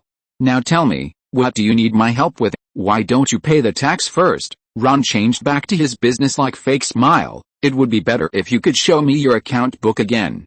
Believe me, no matter whether it is legal or illegal income, as long as the tax is paid, the IRS will be your strongest backing. By the way, my name is Ron Lee Cooper, and I am a senior agent of the IRS. The two guys Galahad and Merlin who came with me are your companions. But thank you for your honesty. If it weren't for you, I don't know how long it would take me to find evidence of your tax evasion. Thank you. The middle-aged uncle's expression suddenly became as uncomfortable as if he had swallowed 10,000 flies. Not only did he treat an outsider as his own and entertain him warmly, but he also took the opportunity to report his company's tax evasion. What kind of behavior is this? Recently, Jin has been complaining to himself that there are undercovers in the organization. Does it mean that he is the biggest undercover? Ahem, let's put the tax issue aside for now. I will arrange someone to connect with you later. Uncle Champagne glared at the housekeeper brought by Ron, and his eyes seemed to blame him for not explaining his identity clearly in advance. But the housekeeper felt wronged, because Ron never said a word from beginning to end that he was not with the two British gentlemen. Although it seemed that their temperaments were obviously not compatible. The housekeeper thought that he was just a little different, just like the distillery agent who was knocked unconscious. Compared with the others, he always seemed out of place. If the other distillery agents looked like capable Western cowboys, the guy who was just knocked down by Ron looked like a stripper in an adult show, and he was the champion. Knock, knock, knock. There was a knock on the door, and the housekeeper opened the door. The real ace agent Eggsy walked in and bowed politely to the Champagne to express his gratitude. Thank you for saving Agent Galahad. Wait, you said his name was Galahad before? Xiong Bin cast an inquiring look at Ron. No, he was talking about the amnesiac butterfly man. This guy is his apprentice. They share the same code name, Ron explained for Eggsy. The reason why he came up first was because Eggsy and Merlin went to visit Agent Galahad, who was rescued by the American branch. He was the guy Ron had met before. Speaking of which, this guy was really lucky. After jumping into the river to avoid being chased, he was rescued by the American branch. However, it may be that his head hit the rocks on the riverbed when he jumped into the river, and he lost all his previous memories. Now he only regards himself as an entomologist who studies butterflies. Go on. Eggsy straightened his tie and continued seriously. Galahad once said that if you want to investigate the cause of the matter, you must look at the overall situation. If someone wants to eliminate the ace agent, then they must be planning a bigger conspiracy. Ron secretly curled his lips. Is it necessary to deal with you so much trouble? A winter soldier can kill you all. Of course, since he was on someone else's territory, he didn't say anything. So what did you find out? Uncle Champagne asked. We think the other party should be a drug monopoly alliance. During the investigation, the term Golden Circle appeared many times. We will investigate. Is there anything else? Uncle Champagne secretly glanced at Ron and answered perfunctorily. He was now muttering in his heart how to face the review of the U.S. Internal Revenue Service. Of course, we have a trainee who failed to be selected. Now he is their man.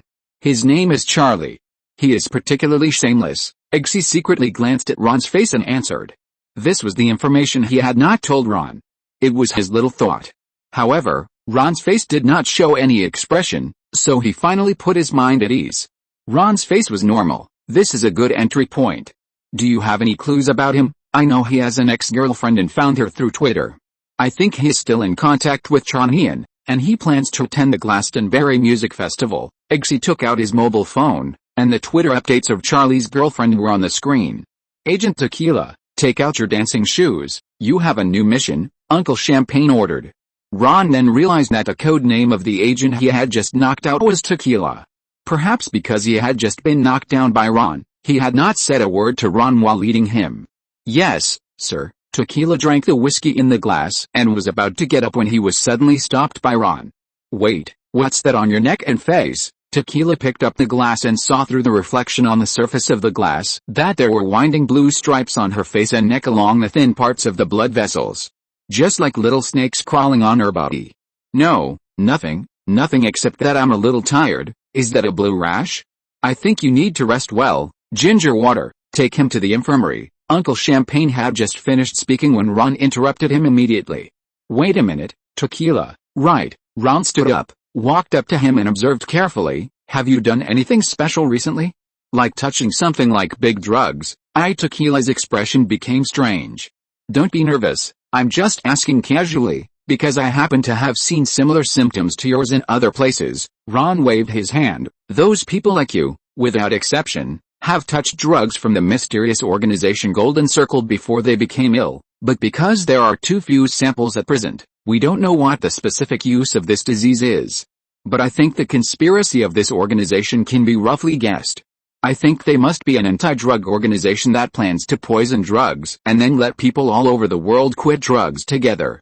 Well, Although they are an unorthodox terrorist organization, Moming feels that they have some positive energy. I began to appreciate them. Uncle Champagne's originally casual expression became serious again. Ron, can you go with our agents to take a look? I think we need to pay more attention to this matter. This kind of small errand is enough for Galahad and your agents to go together.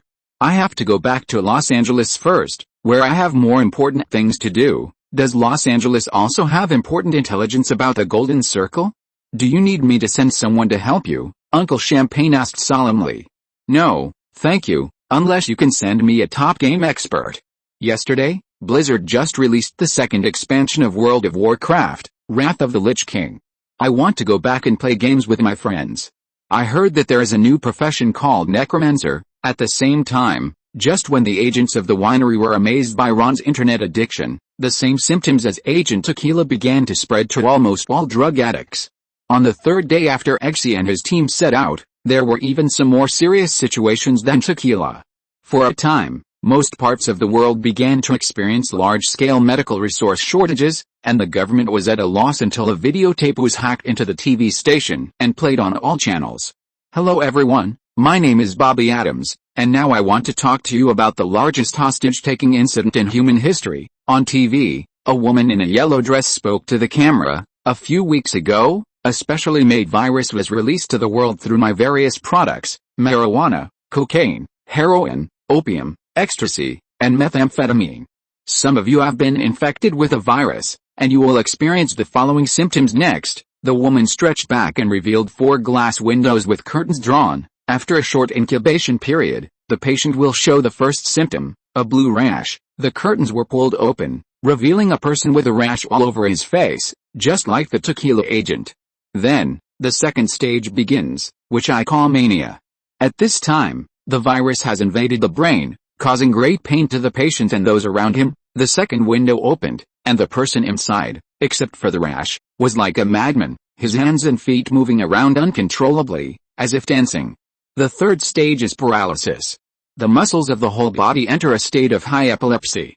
Once the muscles of the throat are also infected, the patient will become unable to breathe and die in a very tragic state within 12 hours. As he spoke, the third window opened, and a large amount of blood flowed from the eyes and nose of the man inside. Although he was still standing, everyone knew that he would not live for much longer. At this time, the camera was pulled back to give a close-up of the woman's smug smile, but I have good news to tell you, that is, all of this can actually be avoided. I have an antidote here. The woman took out a bottle of yellow reagent and showed it to the camera, and the fourth window behind her was opened. The staff poured the antidote into the mouth of the old man standing stiffly in the window. After a violent tremor, the old man actually resumed his movements. Even the blue rash on his face began to disappear bit by bit. Look, my antidote is a cure-all. As long as I give the order, it can be shipped to all parts of the world immediately, as long as the following 2 conditions are met. First, stop all crackdowns on drugs, legalize all banned drugs, create a new market, and standardize all drugs.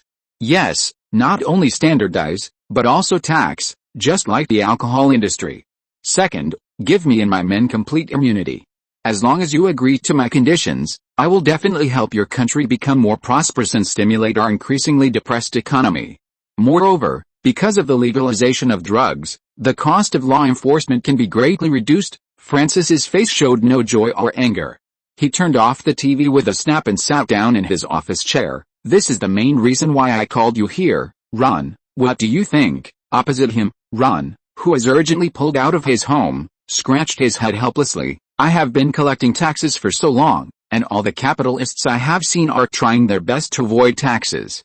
This is the first time I have seen someone who wants to pay taxes on his own initiative. Mr. President, Ron shook his head and said regretfully, but it's a pity that she's a drug dealer.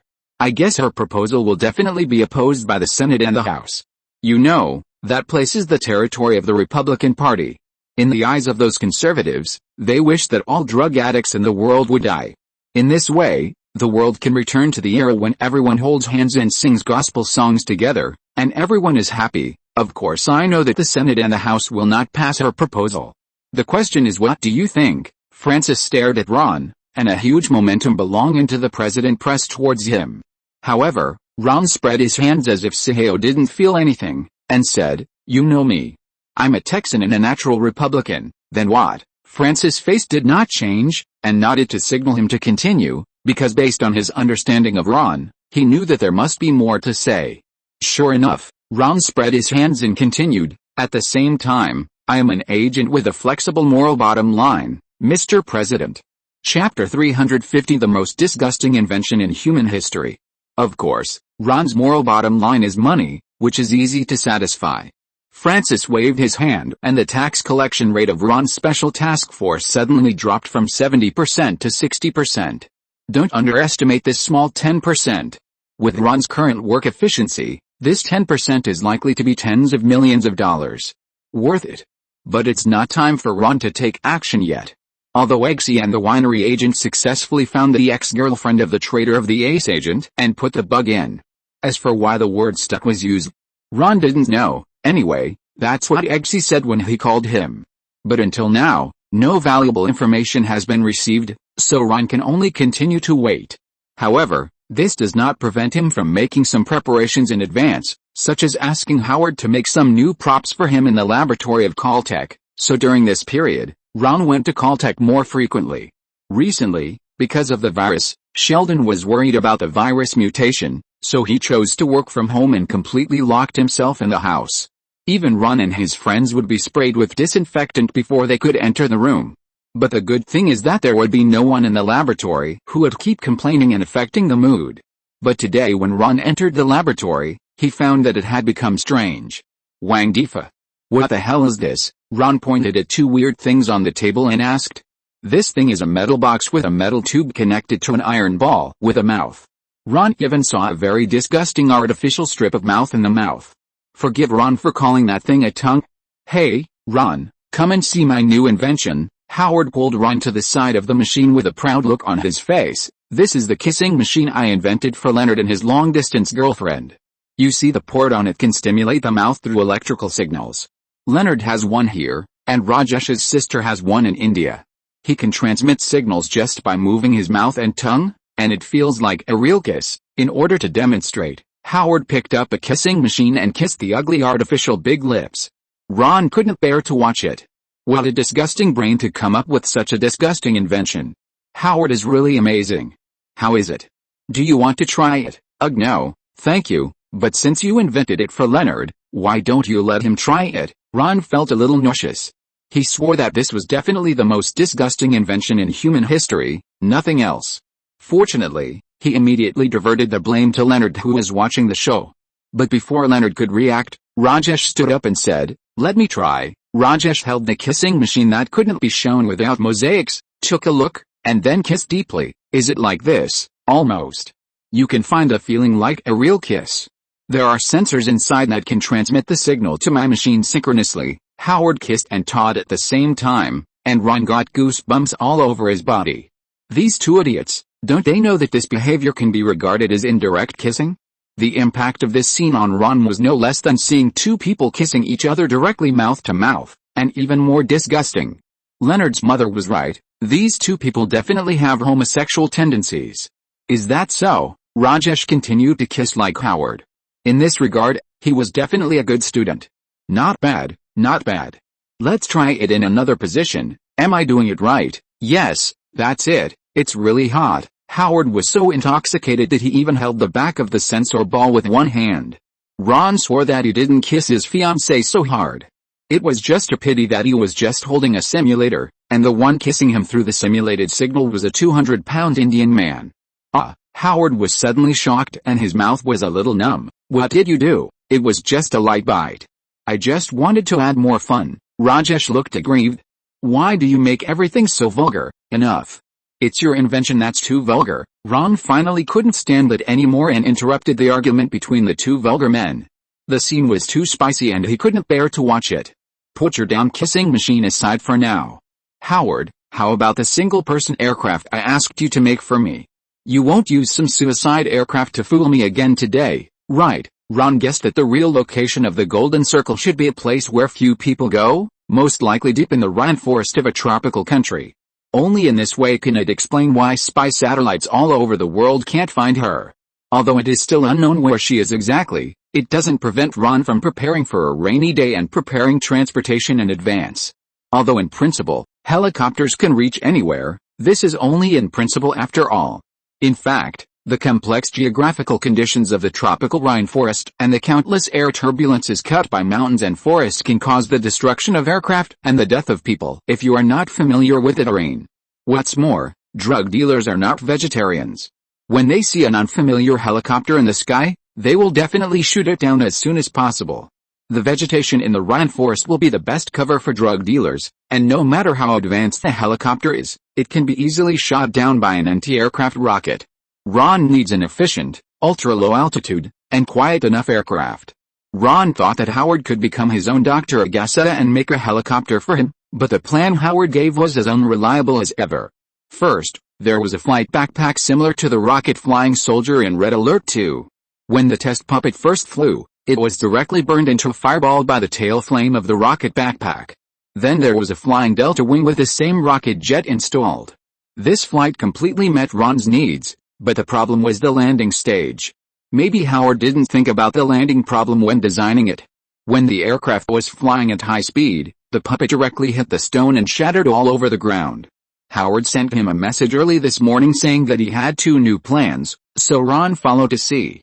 How is that possible? Howard became serious when talking about his professional work. I am the best engineer in the world, and there will be no problems with the things I design. Are you sure? Mr. Howard, the space plumber. Ron looked doubtful. I remember that last week the astronauts on the International Space Station had to conduct an unplanned spacewalk because of a toilet problem. To be precise, it was a toilet that would spray everything inside out. You wouldn't forget it so quickly, right? Space Plumber is Sheldon's new nickname for Howard to commemorate this chapter that is enough to be recorded in the history of human space shit. When talking about this, Howard's face turned red and he muttered something like, "Can an engineer's work be considered a mistake?" Then he said even more obscure things like E=Mach2 and Schrödinger's cat abuse, which made everyone laugh, and the laboratory was filled with a happy atmosphere again. After everyone had laughed enough, Ron pressed his palm again. Okay, Howard, show me your new plan.